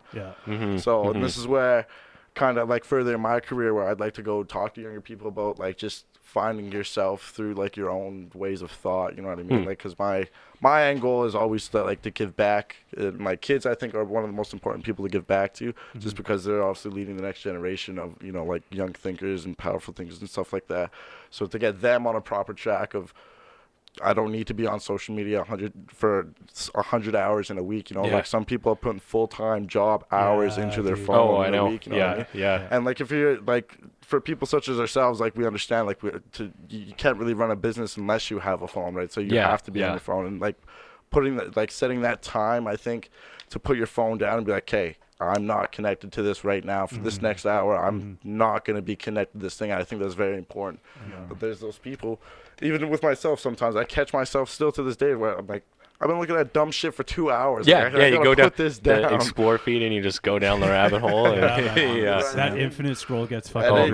We get caught in it, man. But it's important to, I think, and everyone, like, I didn't start doing this, so like I'm still new to this way of thought too, where like disconnecting is a very good thing, but it's just like it needs to be more prominent, I think, in our society, because not a lot of people talk about it, man. Like we're very social beings now, where like I can't remember who said it the most, but like since everyone has a phone, it's like everyone's in the same room. Like we all know what's going on no matter what. And we can't, like, everyone's got a problem now with disconnecting. So like to disconnect and have that time for yourself, I think is one of the more important things that people are starting to lose sight of. I think so. Well, and like it comes back to intent as well. It does, right? So 100%. you know, are you using social media with intent, or is it just kind of mindless? And that's where I have to catch myself too. Yeah, right? So, and like the good thing about Apple is they're putting that screen time. Oh man, man, so now the hours on that are embarrassing. But it's good though. Piece of shit sometimes. It's good. It's good when you go to bed and you look at your screen time. You're like, shit, I've been on this phone for 9 hours. Yeah, today. all right, I'm gonna probably time for bed. So the best thing I did was just put my phone on the other side of the room for charging at night. That's the best thing. I gotta do. I go on and off with doing that, but it makes a huge difference. 100%. I even like now that when I'm recording and stuff, I try not to even have it in the same room. Like it's like these like 4 hours I'm recording today. It's like fuck it. You can't. Nothing's that important. Nothing's that important. Someone can come. You probably have his number too. So if it's that important, he'll come knock on the door. You know what I'm saying? Like if it's not, because I think also people think that they're more important than they are. I gotta be on this, man. I need I feel a text back right now. Yeah. You know what I mean? Chill out, man. I think people. There's a word to describe this. Is it solipsism? Anyways, but I think you're right. Kind of that's a big word. Being able to get outside of your own head and like think of other people's experiences, right? So like, because you only see your own time, and I've caught myself doing this too, where like, you know, sometimes someone will need something from me, work or personal, whatever, and I can't get to it for a few hours. And that's just, but I don't even think about it. I'm just going about my day, getting back to them. Then conversely, when I'm like, what the hell is Josh doing? Like, I need him to phone me back right now, right? So, like, kind of, you know, people sometimes lack the ability to get out of their own kind of head, right? 100%. So, and it translates into kind of what you just said, right? So, 100%. Most definitely, man. Yeah. No, the time that I found out meditation was, like, super legit is I started with the sports psychologist, and I actually put a heart monitor on my finger and realized you could actually slow down your heart rate with breath work. And I was like, oh, there's something to this. So I've been doing it since I was in like grade 11. Oh, so you've been doing it for a minute? A while. Like on and off. Yeah. So because that's the thing, the science behind meditation, like, I mean, we get into the woo-woo stuff a little bit, you know what I'm saying? We artists and stuff, and it's like, you know, maybe me more than you got a little bit more of a science mind. Yeah, I like to go with the facts and stuff like, because as soon as you get into like because the one thing that some meditation, especially like the Eastern meditation, they talk a lot about chakras, right? Like and that's why I was just like, man, I get that. I understand, because like it's something like I don't disagree with, but like the woo-woo behind it, I'm like, the science. I guess it's just me. I enjoy the science part of meditation, where you, like it reconstructs the mind. You set intent. You know, you actually fix your inner energy and stuff like that. As woo-woo as that sounds, you know, there's an actual science behind it. For sure. So it's just, and that's just you know, like, because that's the thing, because it's like, meditate. I don't know if you guys smoke cannabis or anything. You guys do? I don't. Not a lot. Yeah. Yesterday I did. Okay. Because like the one thing that I like to experiment with is because meditation comes from India, and if you look into the history of India, they have a huge cannabis culture. Like most of, like really, like lots of in like huge doses of edibles and oils. Like we're not fucking around. They ain't fucking around over there. Like, you know what I'm saying? Like, and so a lot of these spiritual practices and stuff were actually done on large amounts of cannabis, like 200, 300, 400,000. And same thing with some of these monks. There's monks that do tons of edibles as well, and in China as well. And it's just but it's such an interesting experience because I like to fuck around with anything. I like just to experience things. It's good for your body to experience things. Whatever your view on cannabis is, that's what they used to do. So I was just like, I practiced a lot of yoga as well. And even the yoga practices, they were doing it stoned out of their minds. You know what I'm saying? They were having these crazy realizations, and the philosophers at the time, and they just created such beautiful artwork and stuff. And it came from tripping balls on on the high amounts of edibles, and then you start to understand. In combining, because I like to keep my foot into both sides, because there's that woo-woo stuff, but there's something to be said about stuff that can't be explained, you know what I'm saying? Like, just because it can't be explained doesn't mean it's not real, you know what I'm saying? But obviously that needs to be taken with a grain of salt. But on both sides, the same thing with science. Science is only based upon our limitation of our minds. Like, you know, we're only smart enough to comprehend the stuff that we can comprehend. Anything beyond that doesn't mean it's not real. We just don't understand it. You know what I'm saying? That's the whole basis around science, is stuff that we can understand. And basically, it's with science too. Like, it basically starts from woo-woo, and like it turns into putting a modern understanding to it, right? So, like Einstein, when they discovered like the black hole, it was woo-woo when Einstein said, "I think there's something fucking up the universe." Like, we can't explain all this weight for some reason, and like it was a woo-woo thing. It turns out it's like, oh shit, there are black holes, and there's super massive black holes, and it's like, oh, okay, well, what the fuck? So you know what I mean? Like, when it comes down to like, even with the chakras and stuff like that, it's like woo-woo now, but if someone discovered it, it'd be like, oh shit. Yeah, you know what I mean? People would be like, "Oh, I knew it." Right? Because and that's the thing, you know what I'm saying? There's something to be said to have your foot. It's just a better perspective, I think. You know what I'm saying? I think so many people are closed-minded. As soon as you, the people who like scientific are closed-minded and they don't realize it. The people that are so philosophical and open, they're closed-minded too. Like people are it's so strange, because I think that's something that's unique about me, is that I float around in a lot of these places because I'm just trying to learn some shit. I just want to see how y'all doing. What are y'all learning over here? All right, cool. What y'all learning over? Because I don't know shit. You know what I'm saying? I don't know that goddamn thing. But a lot of people are so sure of their own beliefs, and that's also a dangerous thing though too. People are too sure. I can't remember the philosopher who said it, but it's like you need to keep testing your own beliefs. Like, if you're scared to test it, like if you're a Christian, if a new idea is presented to you and it scares you, you should keep questioning that belief and your own belief and see how it comes out at the end of the day. Because if you don't, if someone presents you an idea and you're just like, fuck it, that means you have a weak belief. And that's what I think a lot of people don't understand. It's like, a strong belief is the willingness to learn something new from somebody else, you know, and like still being, because a lot I use Christianity because a lot of people are Christian, but a lot of people are presented with maybe another religion or even meditation, and like some which but some people I have conversations with that are huge Christians, they'll see like meditation is like anti-religion, their religion, where it doesn't have to be. Like, you know what I'm saying? Like, there's other Christians that do meditate, and it's only brought them closer to their own beliefs. Like, you know what I'm saying? So, I can't remember why I even got on this goddamn subject. I can't remember now either. Well, open-mindedness and closed-mindedness, 100%. 100%. That was my main thing. I see where you're going with it, for sure. Yeah. It's just continual questioning. 100% with everything, you know. It's just religion is such a weird top, in meditation, religion so closely linked, and like prayer is just meditation. I feel like a lot of people just don't understand that meditation is a lot more than just sitting down by yourself in a dark room. Like the flow. Like you guys. Like the flow state, I don't know if you guys know much about that. I assume so from the way you guys talk. Like, you know what I'm saying? Like, that's to me, that's the ultimate form of meditation. If you hit the flow state, like that is the pinnacle. No matter what you're doing, you know, whether it's like sex, whether it's smoking weed, whether it's making art, whether it's the work that you do. If you can hit that flow state, like that's the peak of life, you know.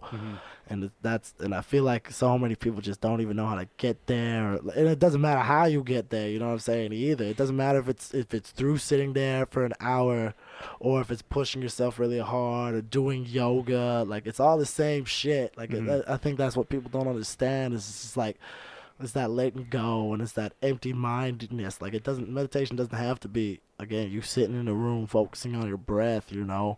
It could be you going on a 20-mile hike. I think that's what it's like meant to be, though. Like, the art of, when people think of meditation, they always just think of like the monk sitting on the top of the hill. Like, just for like 10 years not eating or not moving or some shit. Or anything. And it's like that's like almost just the monk practicing for like the meditation he lives with in everyday life. Because to me, like that, to get into that flow state, like you're supposed to be in that.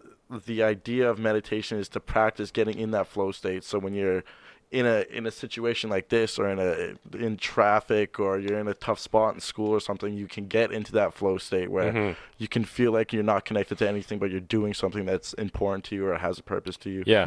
Where like you're not just sitting in a room thinking about nothing. That's the practice. That's almost like you shooting a bunch of jump shots. So when you're in the game, you can know what to do. Yeah, you know what I mean. Yeah. So like that meditation is the practice where you're supposed to be in that flow state all day. Is what. Yeah.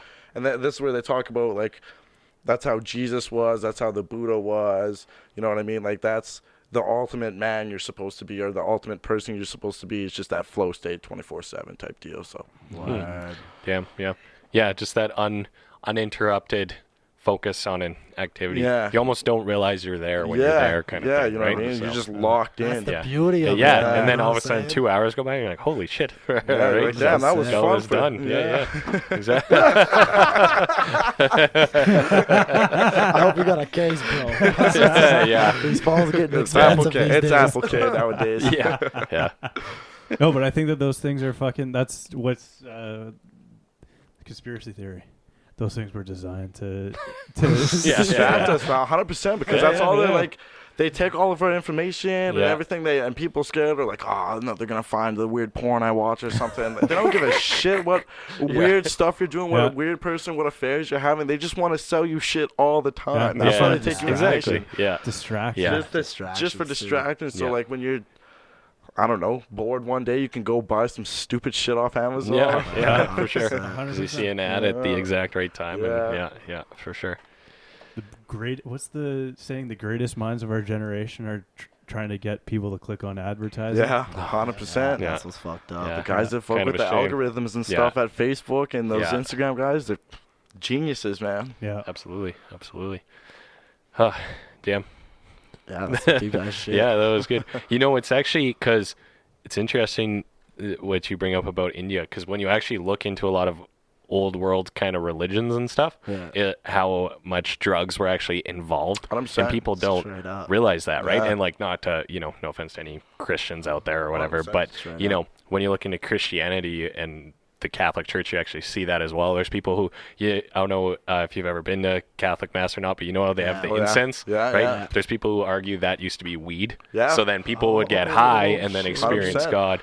And I'm actually reading a book right now it was controversial, but now there's more arguments for the support of it. It's called The Sacred Mushroom and the Cross, and it talks about how ancient people taking psychedelic mushrooms actually influenced and eventually became Christianity. Because I've read quite a few stuff. It's funny you start to bring up magic mushrooms, psilocybin. Maybe I should Psilocybin. Maybe I Yeah. should say magic mushrooms Use because the technical term. They just launched that. What was it? 3 months ago, they launched a study out of Toronto. I don't know if you guys heard about this. No. Of microdosing psilocybin. They were one of there's probably 30, 40 universities that all hopped on board.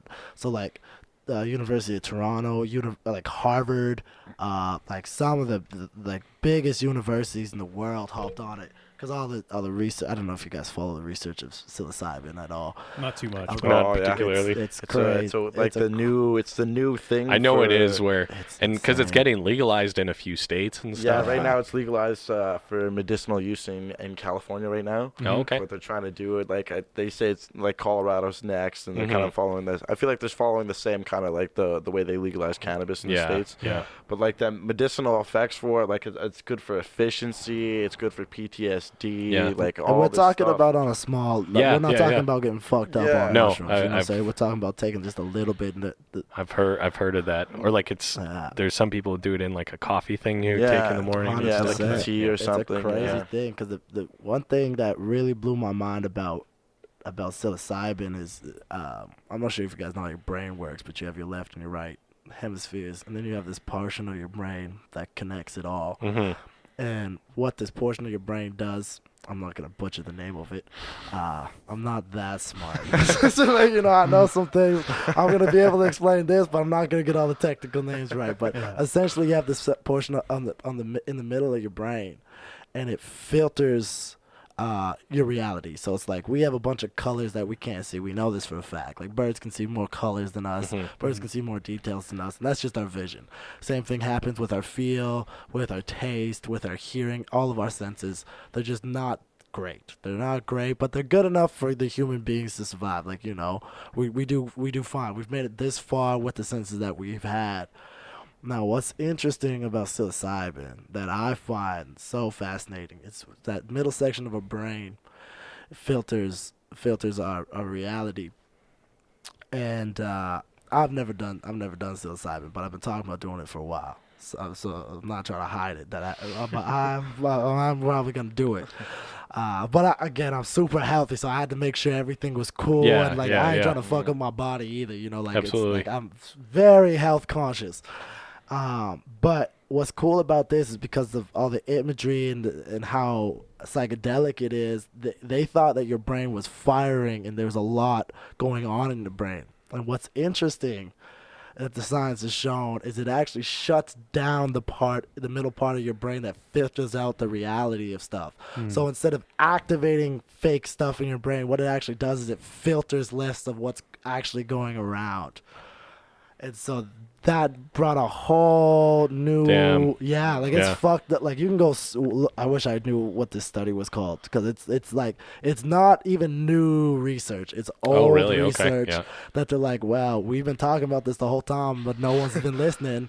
And so now they're doing all of these studies, not only with microdosing shrooms, but with large doses of psilocybin. Stop calling them shrooms. Psilocybin is the hallucinogenic drug that it's made out of.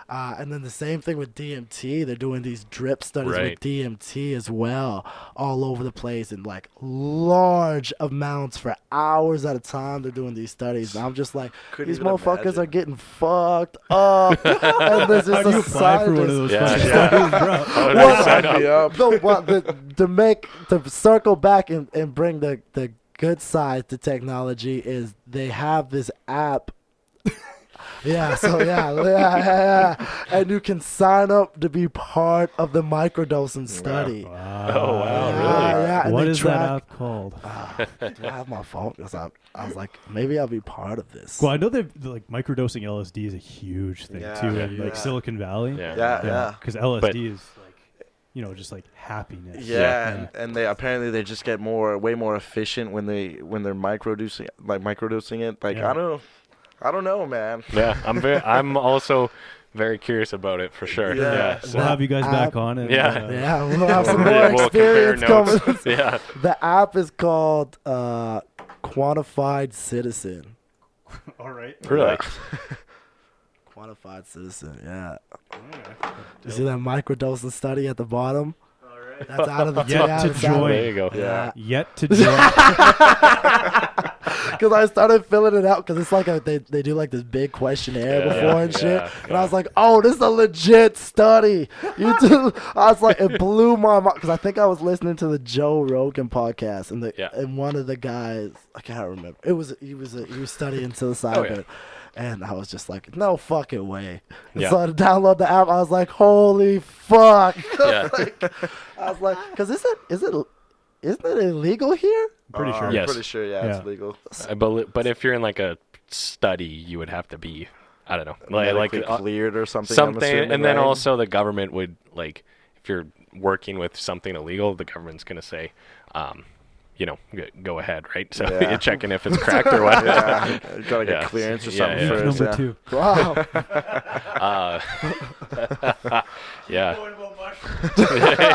We've covered a little bit of everything today. Yeah, Holy it's shit. good, man. It's good. What was I gonna say? Yeah, I don't know. I'm very curious about that stuff. It'll be interesting to see what happens over kind of the coming years with, like, let's say, legalization and all that stuff, right? Yeah. So, because have you ever looked into DMT or done DMT or anything like that? No to both. I'm definitely curious in my lifetime for sure, but it's not exactly high on the priority list right now. 100%, but 100%. I think I don't know. What about you? Same question. Yeah, well, like the whole Yes idea to with everything. Yes to DMT everything. is I'd have to be guided through that, Like, I would want to do. Yeah. And then the problem too is because it's such a fringe thing, because there's like camps you can go to and stuff. Yeah. But I'm a little sketched out about those, where I'd want it to be later on in the process where it's more refined. Like, let's say Canada's cannabis industry now, it's all safe. You don't have to get into some random dude's car sort of thing and shit, right? So I think in coming years with psilocybin, DMT, etc., I can see stuff kind of going that direction. Yeah, for sure. For kind of the safety, right? Because something like DMT that I've heard, I mean, this was something I heard on a podcast once, so who knows how true it is. But there's some of those camps where they make you take it, and then they're like, take your credit card information and shit and just steal money because you're so fucked up. I would not doubt Pieces that. of I would shit. not doubt People that, are man. pieces yeah. of shit. Yeah. God, Of course they do that. Like, that's almost like we should have thought of that to begin with. Obviously, because I've had a couple of homies. Sorry to cut you off. No, I had a couple of homies who have done it. Okay. And what's the reviews?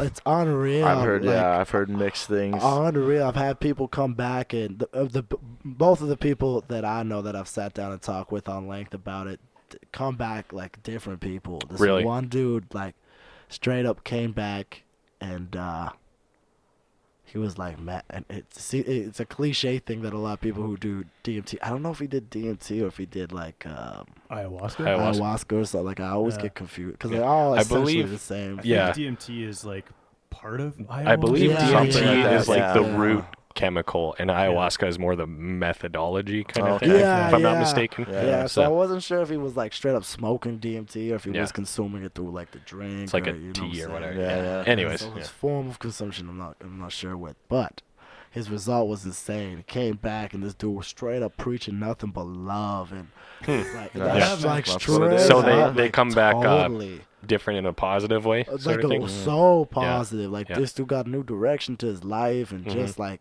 the shit he was saying was just like all good shit. He's like, one of the crazy shit. What did he say? Blew my fucking mind because we at the gym. We at the gym. I was like, "Oh, dog, how was your trip?"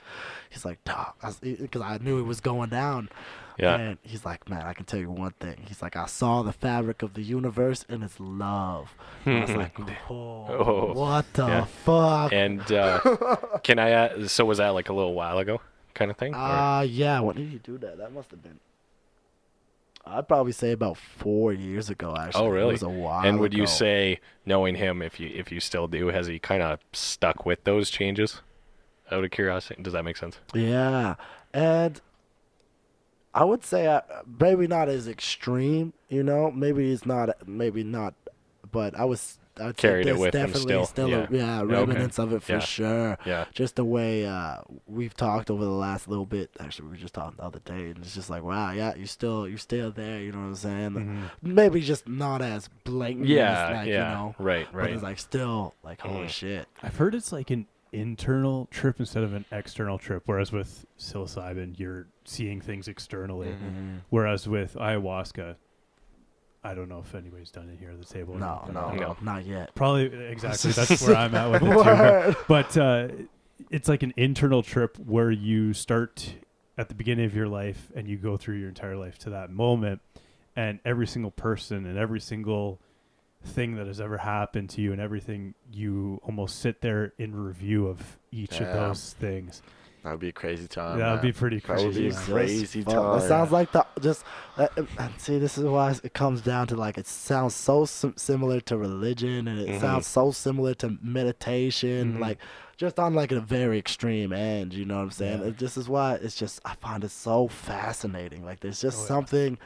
enticing about it, and but I also understand that not everything is for everyone as well. Like, you know what I'm saying? Like, that's also another thing. It's like, yeah, we maybe all want to experience this and stuff, but it's like, there's also a drawback to everything as well. Nothing is as sweet as it tastes. Like, you know what I'm saying? So I think it's always good to have one foot in and one foot out, you know what I'm saying, too. Mm-hmm. So the humility of, like, not everything is as great as it seems, you know what I'm saying? Yeah. And even the mindset you go into it with too is important. Thing. Intent is everything. Always intent. Always comes down to intent. It does. Do you guys do a lot of stuff on mindset? Do you guys like read on it? Like, what do you? Like? I'd say yes. I think it's probably the biggest thing in my entire life. I think so. Word. Actually, no, I'd agree with that for sure. Shit. Okay. Or one of the biggest fundamental changes of going from, like, you know, I'm assuming know, like, growth mindset versus fixed mindset, and just understanding that concept and then making changes has, you know, there's more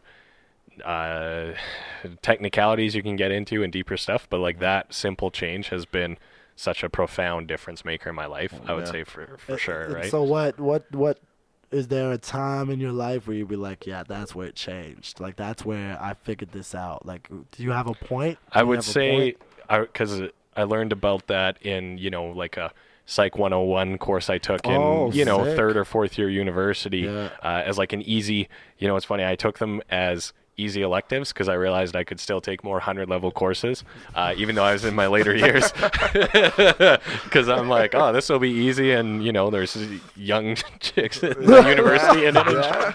But and then so I went into it with like such low expectations, and then it launched me into this huge fascination with psychology and stuff. But anyways, that was where I first learned about growth versus fixed mindset, and I would say that was like the day it kind of, I was like, oh shit, I'm definitely can see where I fit into fixed mindset and how I should be in the other one. And then that kind of stemmed my own research and learning on the topipic from there, for sure. Oh, that's fucking insane. And expand on it. So what about yourself? That's crazy. Probably with my injury. Oh, shit. Yeah. So just the whole mentality around that, and kind of positivity too. And staying positive even in a pretty trying time. And I think that essentially carried me out of where I was, and I've carried that with me ever since. So damn, that's some real shit for real. Because that's an interesting point that I think, because it always seems like someone has there's just like that flip. Like, there's a before and after for sure. 100%. It's like, it seems significant enough that everybody tends to remember it too. So I love it here. So especially take your injury for instance, and you say positive mindset. Positive mindset is obviously a very important thing as well. Like, did it take you, like, was it the injury and then it's like, okay, I gotta stay positive through this, or was it like halfway through the injury, like, were you suffering with a bad mindset first? I think that I went into it with a pretty strong mindset. Like, I think that was the confirmation of how. Oh, I see. Like, if that makes sense. I think so. Yeah. Well, and then. Well, you knew me before. You knew exactly, me right? So. And then, because we've been friends for a long time, and then so before that was when we actually did, like, we kind of got, and a few other friends, into, let's call it like the self-improvement genre, if you will, of books, podcasts, whatever else, right? Like, we kind of got into that and sent each other books and shit to read at about the same time, and kind of came into it at the same time. And then Josh had his injury, so you know, that was definitely proving your mettle and earning your stripes with you know, if you've read it, now you have to live it, right? So the most extreme way. Very for sure. That's insane. So when and you know, it was so many years ago now, and I was part of it the whole time, that, like, when I sit back and think about it, I'm like, damn, like, that was a pretty wild experience, and, you know, it's very inspirational to see it so closely as well, right? 100%. So I appreciate it. That's sick. That's a crazy thing to, like, not be able to move and then move. You must, like, because I know with fasting, when I don't eat and then I eat, it's like the craziest thing. I couldn't even, like, movement, like. That, like, I don't remember when I couldn't move. Go like this with your hand. Okay, now try and lift this finger. Oh, it's like that. Oh, what the That's fuck? insane. That's insane. That's essentially what they say that being paralyzed is like. Holy fuck. Yeah. Damn, he's never told me this before. That was a cool trick. That was a cool trick. That's well said. But Yeah. you have to like relearn the neural pathways and stuff Yeah. for. That's insane, man. Yeah. Fuck. Yeah. So That blows my mind. I couldn't believe it. I couldn't believe it. So were you active before you got hurt too? Obviously, you're snowboarding. yeah, like You must have been some kind of like I active. said to you on You the were break, I Olympic think that lifting, right? going in, like, this ties into everything fitness Yeah. For is, sure. is pretty much the whole thing that Oh, I yeah, credit say to word. bringing everything back. So, yeah, fucking go to this guy's boot camp. Yeah, no, for sure. Yeah. We'll probably end up throwing a couple free ones in there. Yeah, we'll during probably- the summer. Good stuff. Yeah, we'll do some. Nice. We'll do We some We like shit to get outside, motherfuckers yeah. moving, man. Like, 'cause Yeah. that's the Yeah. thing, especially a circle. I guess to go on a much lighter topic than we were just on. We got pretty deep there. Holy shit, for a while. Yeah. Mhm. Yeah, that was good. Like, it's just so good to get people moving. You Yeah. know Yeah, what I'm saying? yeah, Like, yeah. it's just like, and that's what we try to do with these boot camps. Is just like get people moving. Like, it doesn't. And don't get me wrong, I'm a hard ass. Like, it's like drill sergeant. Like, let's fucking go. We're here to work. Mhm. But like, you know, we try to make it fun. Like, cause like I feel like a lot of people don't understand that they can push themselves. Like, a lot of people are like, oh, I'm so out of shape. It's like, you out of shape, but you still have a limit to get to. You know what I'm Yeah. saying? Yeah. And it's like it does so. And you guys probably know. I go on all day about the benefits of exercise, you know. And if you're sitting alone with me in a room long enough, we're gonna get on that topic, like, you know, because Yeah, it's yeah. just like it's like regardless of what you think about meditation, your mind is built for it. Regardless of what you think of movement, your body is meant for it. Whether you think weightlifting or running a marathon or is the form of exercise that's best, it doesn't matter. Mhm. It's just like you just gotta move. Like, I just can't stress that point enough, and that's something that like I feel so deeply in my being that people just need to fucking move. Yeah. Can you read that? Is that said movement is The the awesome? answer. Oh, answer! you go. Movement is the answer. There He you has go. bad 100%. handwriting. So do I, bro. Yeah, So me do too. I. Me No, too. I just Yeah. have terrible handwriting. Yeah, I'm Sometimes so in the bad. booth and I'm Yeah. like trying to read my lyrics. It's like, what the fuck I say? What the fuck is that, Yeah. man? No, But but it seriously is, though, movement's the 100%. fucking answer, man. Yeah. It is. And like Just so we have many this things. conversation all the time because it goes back to like our ancestors, man. Like you used to have to move to go Yeah. get your food, or else you weren't getting food that day. No, like, no skip the dishes you know or what I anything mean? like And that's that, what right? it was. So, Yeah. yeah. No, true. Yeah. So like when that's- people, they sit in the room all day with no light on. You know, you're Yeah. away from the sun. You literally have different brain chemistry. You're not using the Yeah, same yeah, brain absolutely. chemistry that like your You're meant to, body really. is meant to be used. yeah, So yeah. Yeah, and that's for why sure. we like to do the boot camps, man, because it's just like Yeah. it's an hour of come out, move. Doesn't matter Yeah. how fast you're moving. Like try to kick your own ass and like Yeah. go home and feel That's good about it. yourself. You Yeah, know what I mean? absolutely. Because everyone feels better. It's just like, well, it's like, okay, you guys know, it's that a level of accomplishment. It's like, holy fuck, I Yeah. did that. Like, Mhm. holy shit, I never did that before. Like, and especially like the kids, we like, and it's not on teachers and stuff. Teachers have a lot of shit on their mind, but like teachers aren't personal trainers. You know what I'm saying? Like, Yeah. they just they can't. Some of them are great at it.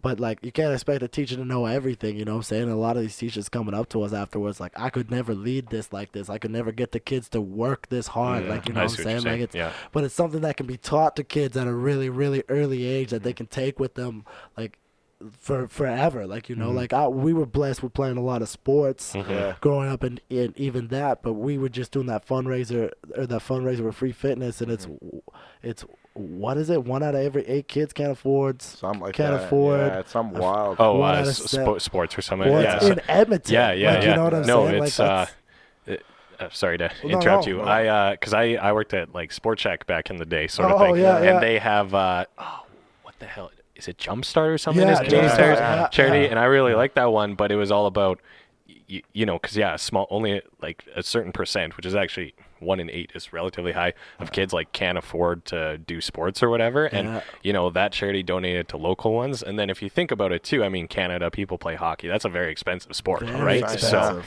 So, you know, the barrier to entry is very high. And high. you know, we were lucky too growing up. We got to play hockey, Yeah. and Josh and his brother were both goalies, and goalie pads are super goddamn expensive. So most Right? expensive. Yeah, so, and you know, we didn't even think twice about it. And then for kids, you know, they have to miss out on that, and you the physical health and activity, but also just the camaraderie that comes with playing sports. Yeah, and, like right? that's what I Tribal like. aspect of That's it what I all. attribute to like a lot of my character too, is like growing up playing, because I played hockey for I think 7 years. Just before Bantam, I got scared because I was a little kid. Okay. I used to lay the body down in Pee Wee, but Bantam I was just like, I don't know, there's some big boys there. Yeah. But like just growing up and like with a bunch of other like kids my age, and like finding out what like good and bad character is, and like like doing something stupid and being, I'm pretty sure we were just having this conversation. It's so funny. We were just about like how good like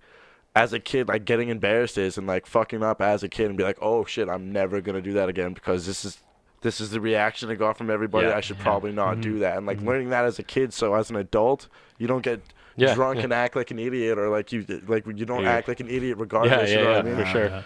Need that social feedback. Or you fuck up and the whole team has to do push-ups. Yeah. It's like, oh, and that was the worst. But that teaches you to be responsible for and that's what others. it is. I like that. So and it builds character, right? Like that's what it comes from. And then like we played basketball for a long time. Like that's where like probably our like teamwork and work ethic comes into that. For sure. Yeah.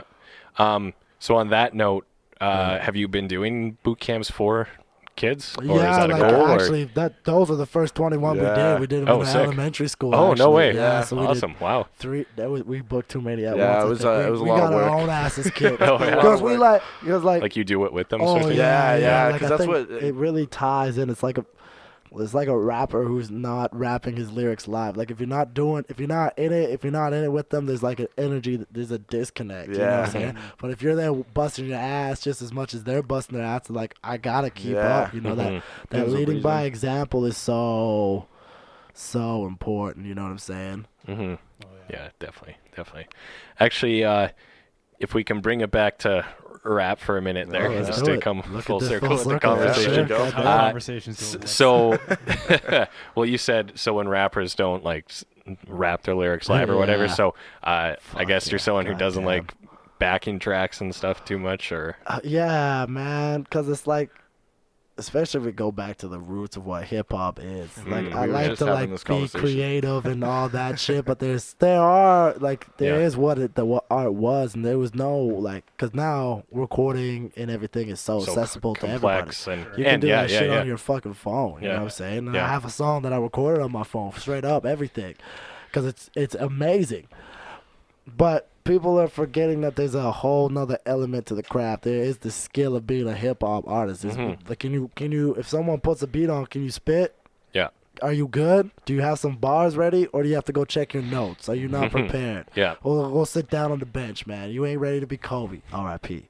Like, you know what I'm saying? Yeah. Like, and so, especially when it comes to performing live, man, that's like, that's yourself to really connect with the audience. Just listen, and I relate to boot camps very often too. It's just like, it's your chance to be there with them. Like, you know what I'm saying? If I'm an artist and I'm playing my backing track and it's rapping, you said it best. What's my job then? What's the point of me being on stage? Anybody who knows the lyrics to the song can come on and do this job now. Like, you know what I'm saying? But because there's a whole element to a live performance. And maybe my job as a hip-hop artist is a little bit I don't want to say easier. It's just different than other musicians. Right. You know, because I got one thing to do. Yeah. I just need a DJ, and we can kick it off. And then, sometimes we like to do some live band shit. And like sometimes we like to do some elements. That's me personally. But realistically, I just need someone to press play DJ and go on. You with the mic kind of thing, you right? know, and there's a beauty in the simplicity too, you know what I'm saying? But if you're there with a fucking backing track and it's spitting your bars for you, what are you? You know what I'm saying? You're an MP3, get the fuck off the stage. You know what I'm saying? That's for sure. And we've seen big artists do fucking, not to call out like 50 Cent in the game, but you know what I'm saying? But like, I've seen them do it. They get too fucking drunk. They play their backing tracks and they're trying to keep up to themselves. Like, you know what I'm saying? It's like, especially in the hip hop world, the performance isn't taken too seriously. It's all about just getting fucked up and partying, and especially the performances we're trying to bring this year, why it's taking us so long to even get, especially the one we'll do do in Edmonton for the album release, it's gonna be something I don't think most people will expect from an artist from here. You know what I'm saying? It's gonna be a show. It's gonna be a performance. It might be some fucked up shit you don't like. You know what I'm saying? But that's you're gonna leave there being like, holy shit, what the fuck was that? What did we just go to? We gotta go to the next one just to be like, just to see what the fuck's going on. You know what I'm saying? Because there's an artistry to performance. You know? I mean, there's the theater that it's all about the stage. You know what I'm saying? So I think there's a lot to be said about a rapper that can rap his tracks live, because it brings, if someone likes a song and then you can execute the song live, it builds a connection with that fan. It's such an intimate connection. Even if there's 1,000 people, 2,000 people there, my job as the artist on stage is to make it intimate. You know what I'm saying? It doesn't matter if it's a stadium. Doesn't matter if it's a fucking closet with 5 people. You know what I'm saying? There's an intimacy, whether I'm talking about selling drugs, or if I'm trying to preach knowledge, there's still an intimacy that is like what art really is. You know what I'm saying? And that's like really what we're trying to do. Our whole premise is healthier people and better art, because with healthier people and better art, that's how we think we can change the world. You know what I'm saying?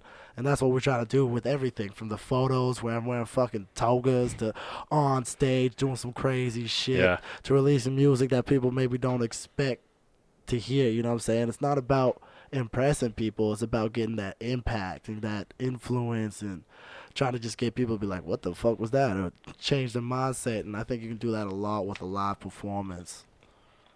Shit. Damn. Yeah. No, that was good. That was good, man. And I was thinking about this the other day, where it seems strange to one kind of observation or comment I've made and heard whenever I go to any kind of concert, when you say, oh, they actually sound the same live. That's a strange thing to have to say, right? In theory, that should be the standard, right? Exactly. So, it's kind of funny where, but you just almost have to say that, like it should be like kind of expected. Because I've gone to concerts. Because I'm I've been a metalhead forever. Oh, okay. Now. My background's more in the drums and stuff like that. Oh, sick. But I did grow up with a lot of hip hop, especially when we got into basketball and stuff like that. But to go see a show live, and it's these guys don't sound like that on the CD. What's going exactly, on right? And you're going to see the musicianship as well, right? And we grew up playing instruments as well, and I played guitar, but I also played drums. That was kind of my main thing. And then, when I go to a concert, a lot of the times I'm listening to just the drums and watching the drummer a lot.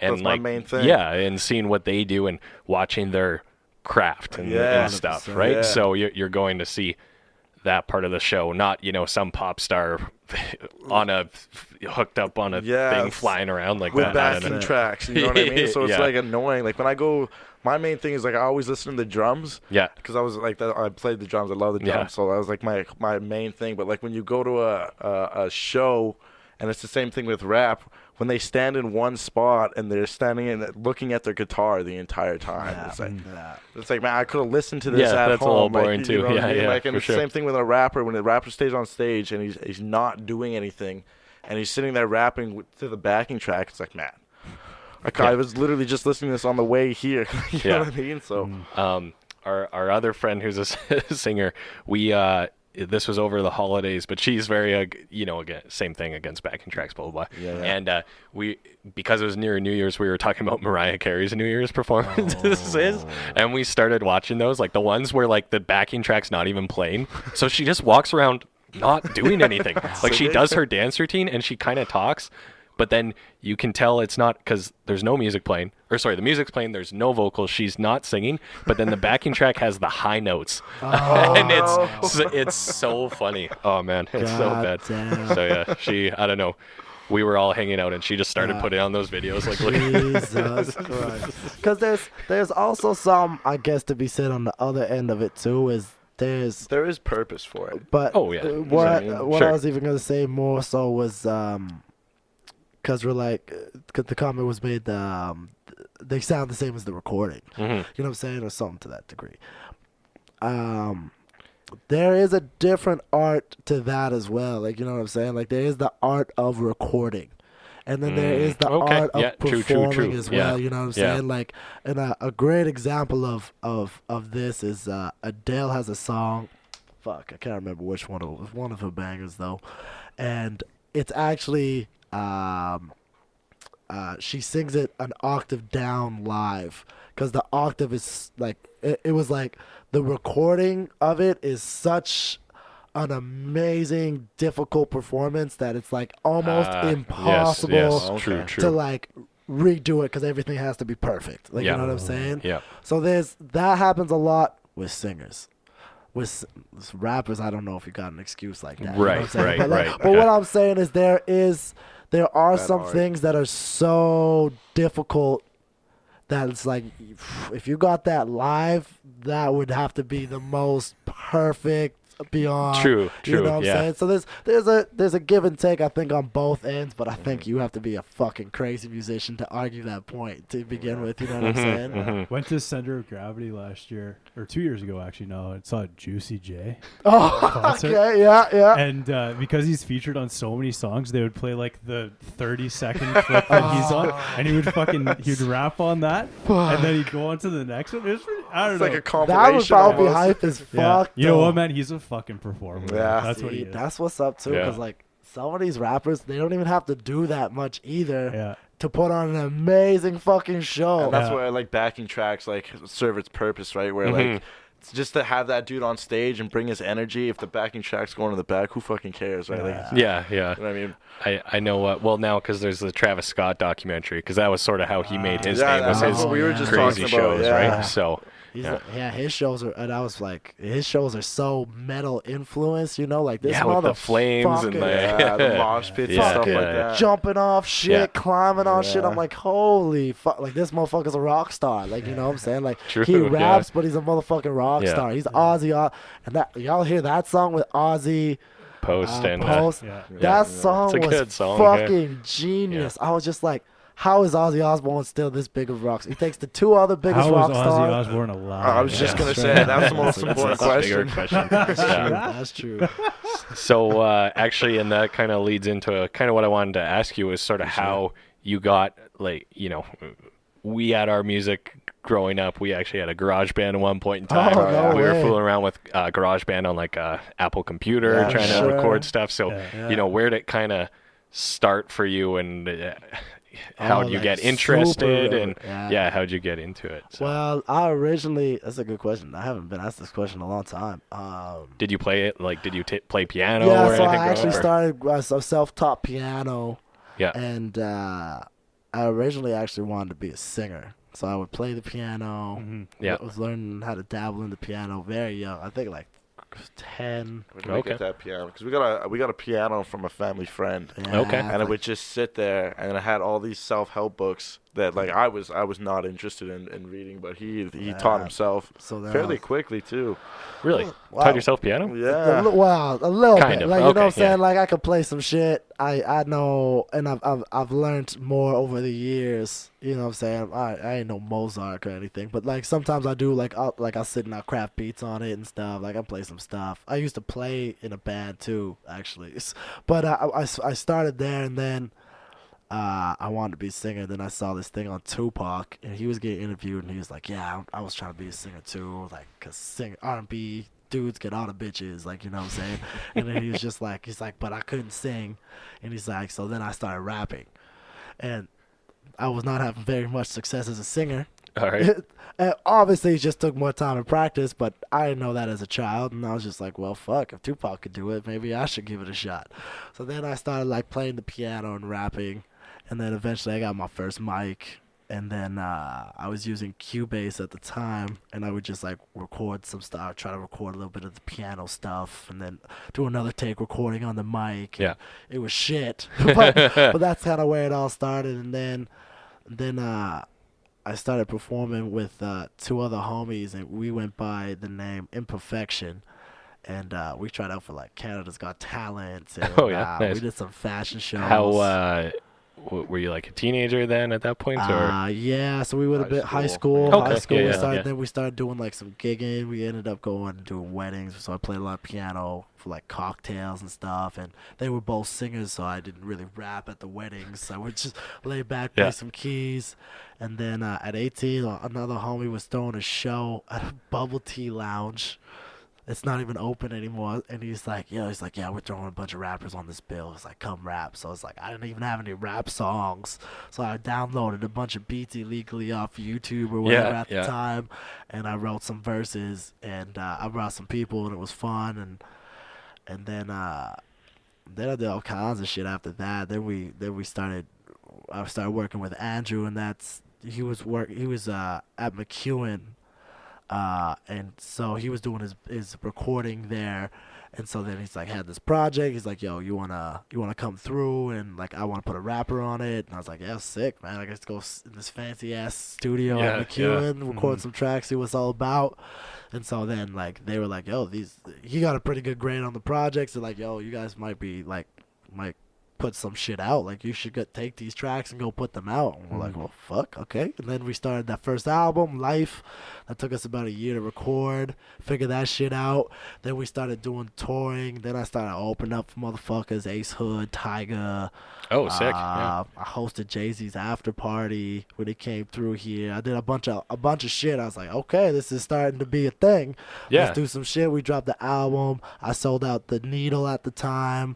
We had a live band in the performance. It was a crazy show, and then now we just been. That was I guess that I explained that pretty quickly. Then we kind of got to this point where the last couple of years I was like, okay, let's go get a bit better because I don't think you're good enough yet. Like, let's go practice for a long time. Let's go figure out sound. Let's go work with a bunch of people. Even right now, I was just in the studio with Mark Kerr earlier this week, and with another producer musician, Mr. Fix, a little earlier this month. I'm really trying to collaborate with a lot of people here too, and get the music scene strong, and just like kind of try to push people out of the comfort zone a little bit too, because like I know I'm a crazy motherfucker, and I like to do some crazy shit and take people and be like, yo, let's see if we can do something, like let's see if we can make something work. And so right now on top of recording this project, I'm just trying to bring artists together.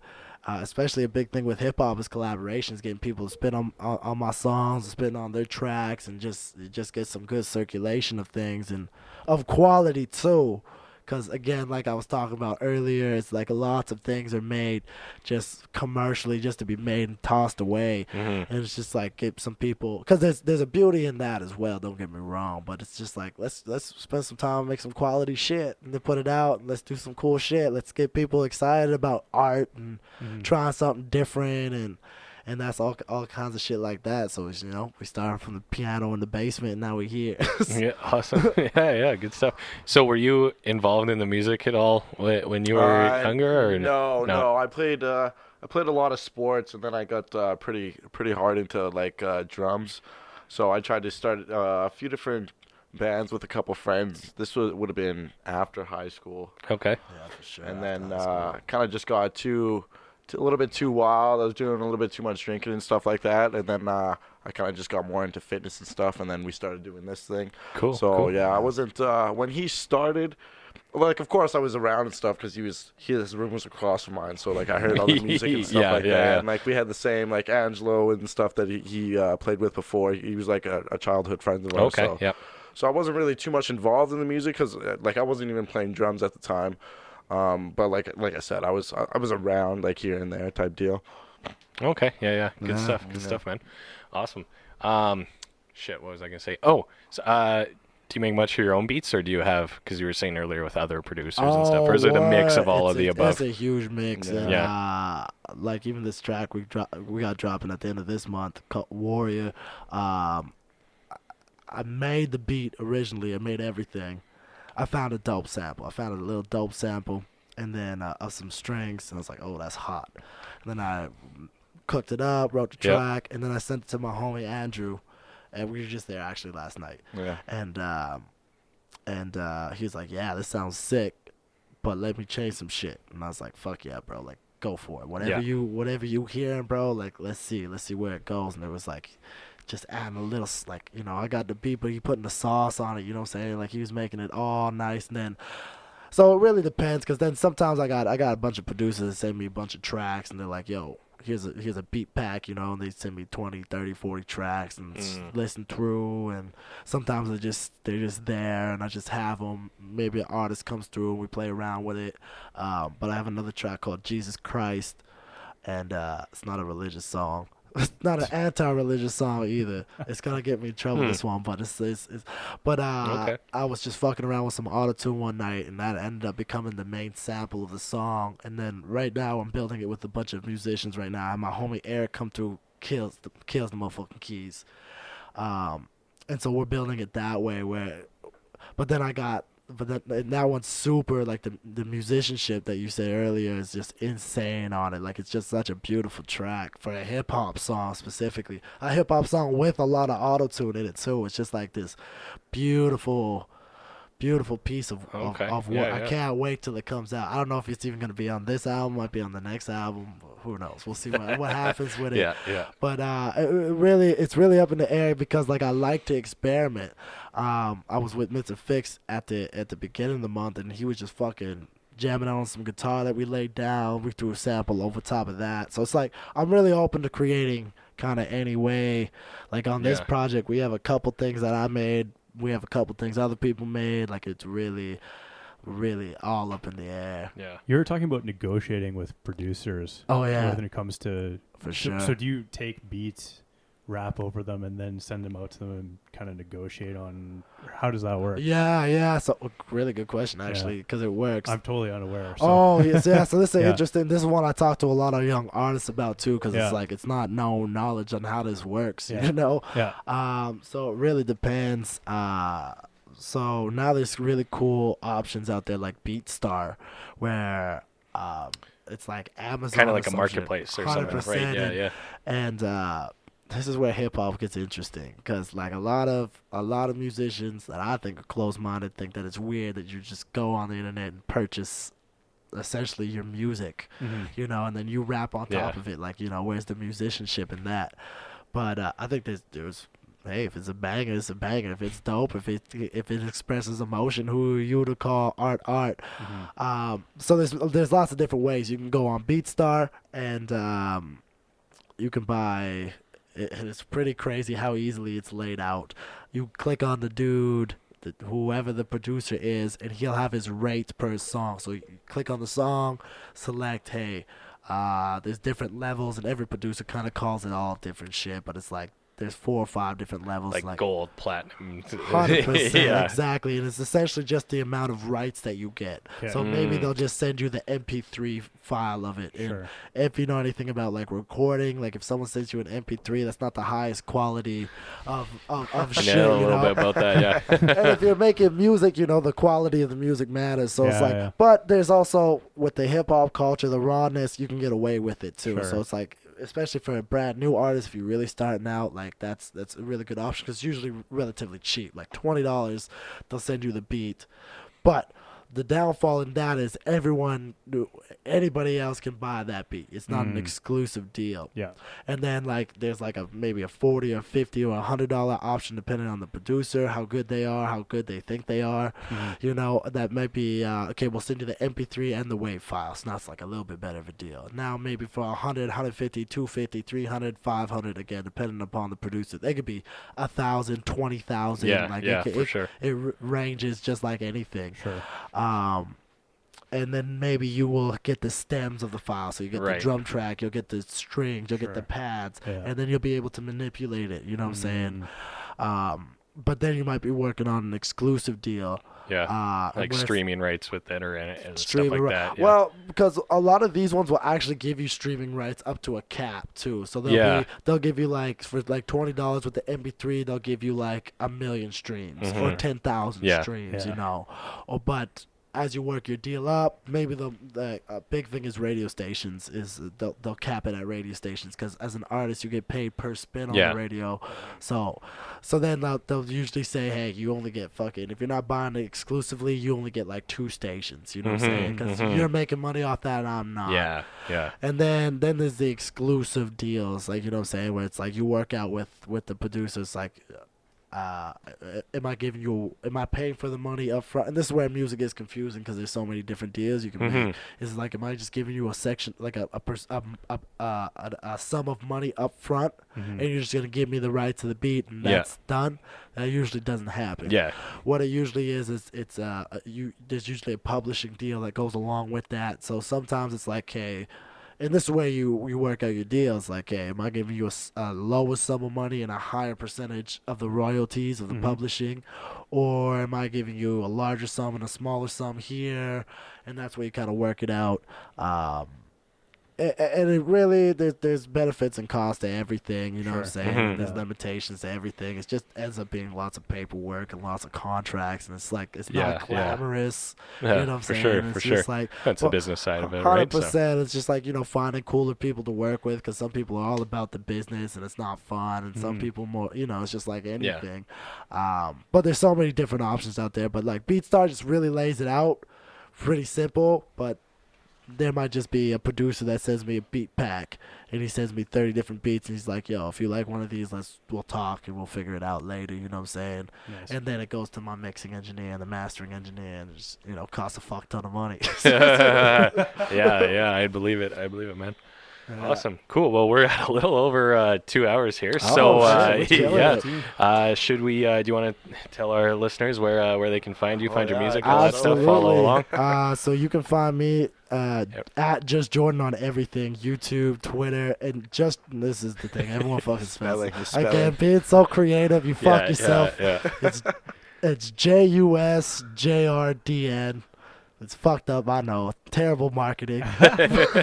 But you can find it on everything. We got a track coming out on the 21st. Yeah.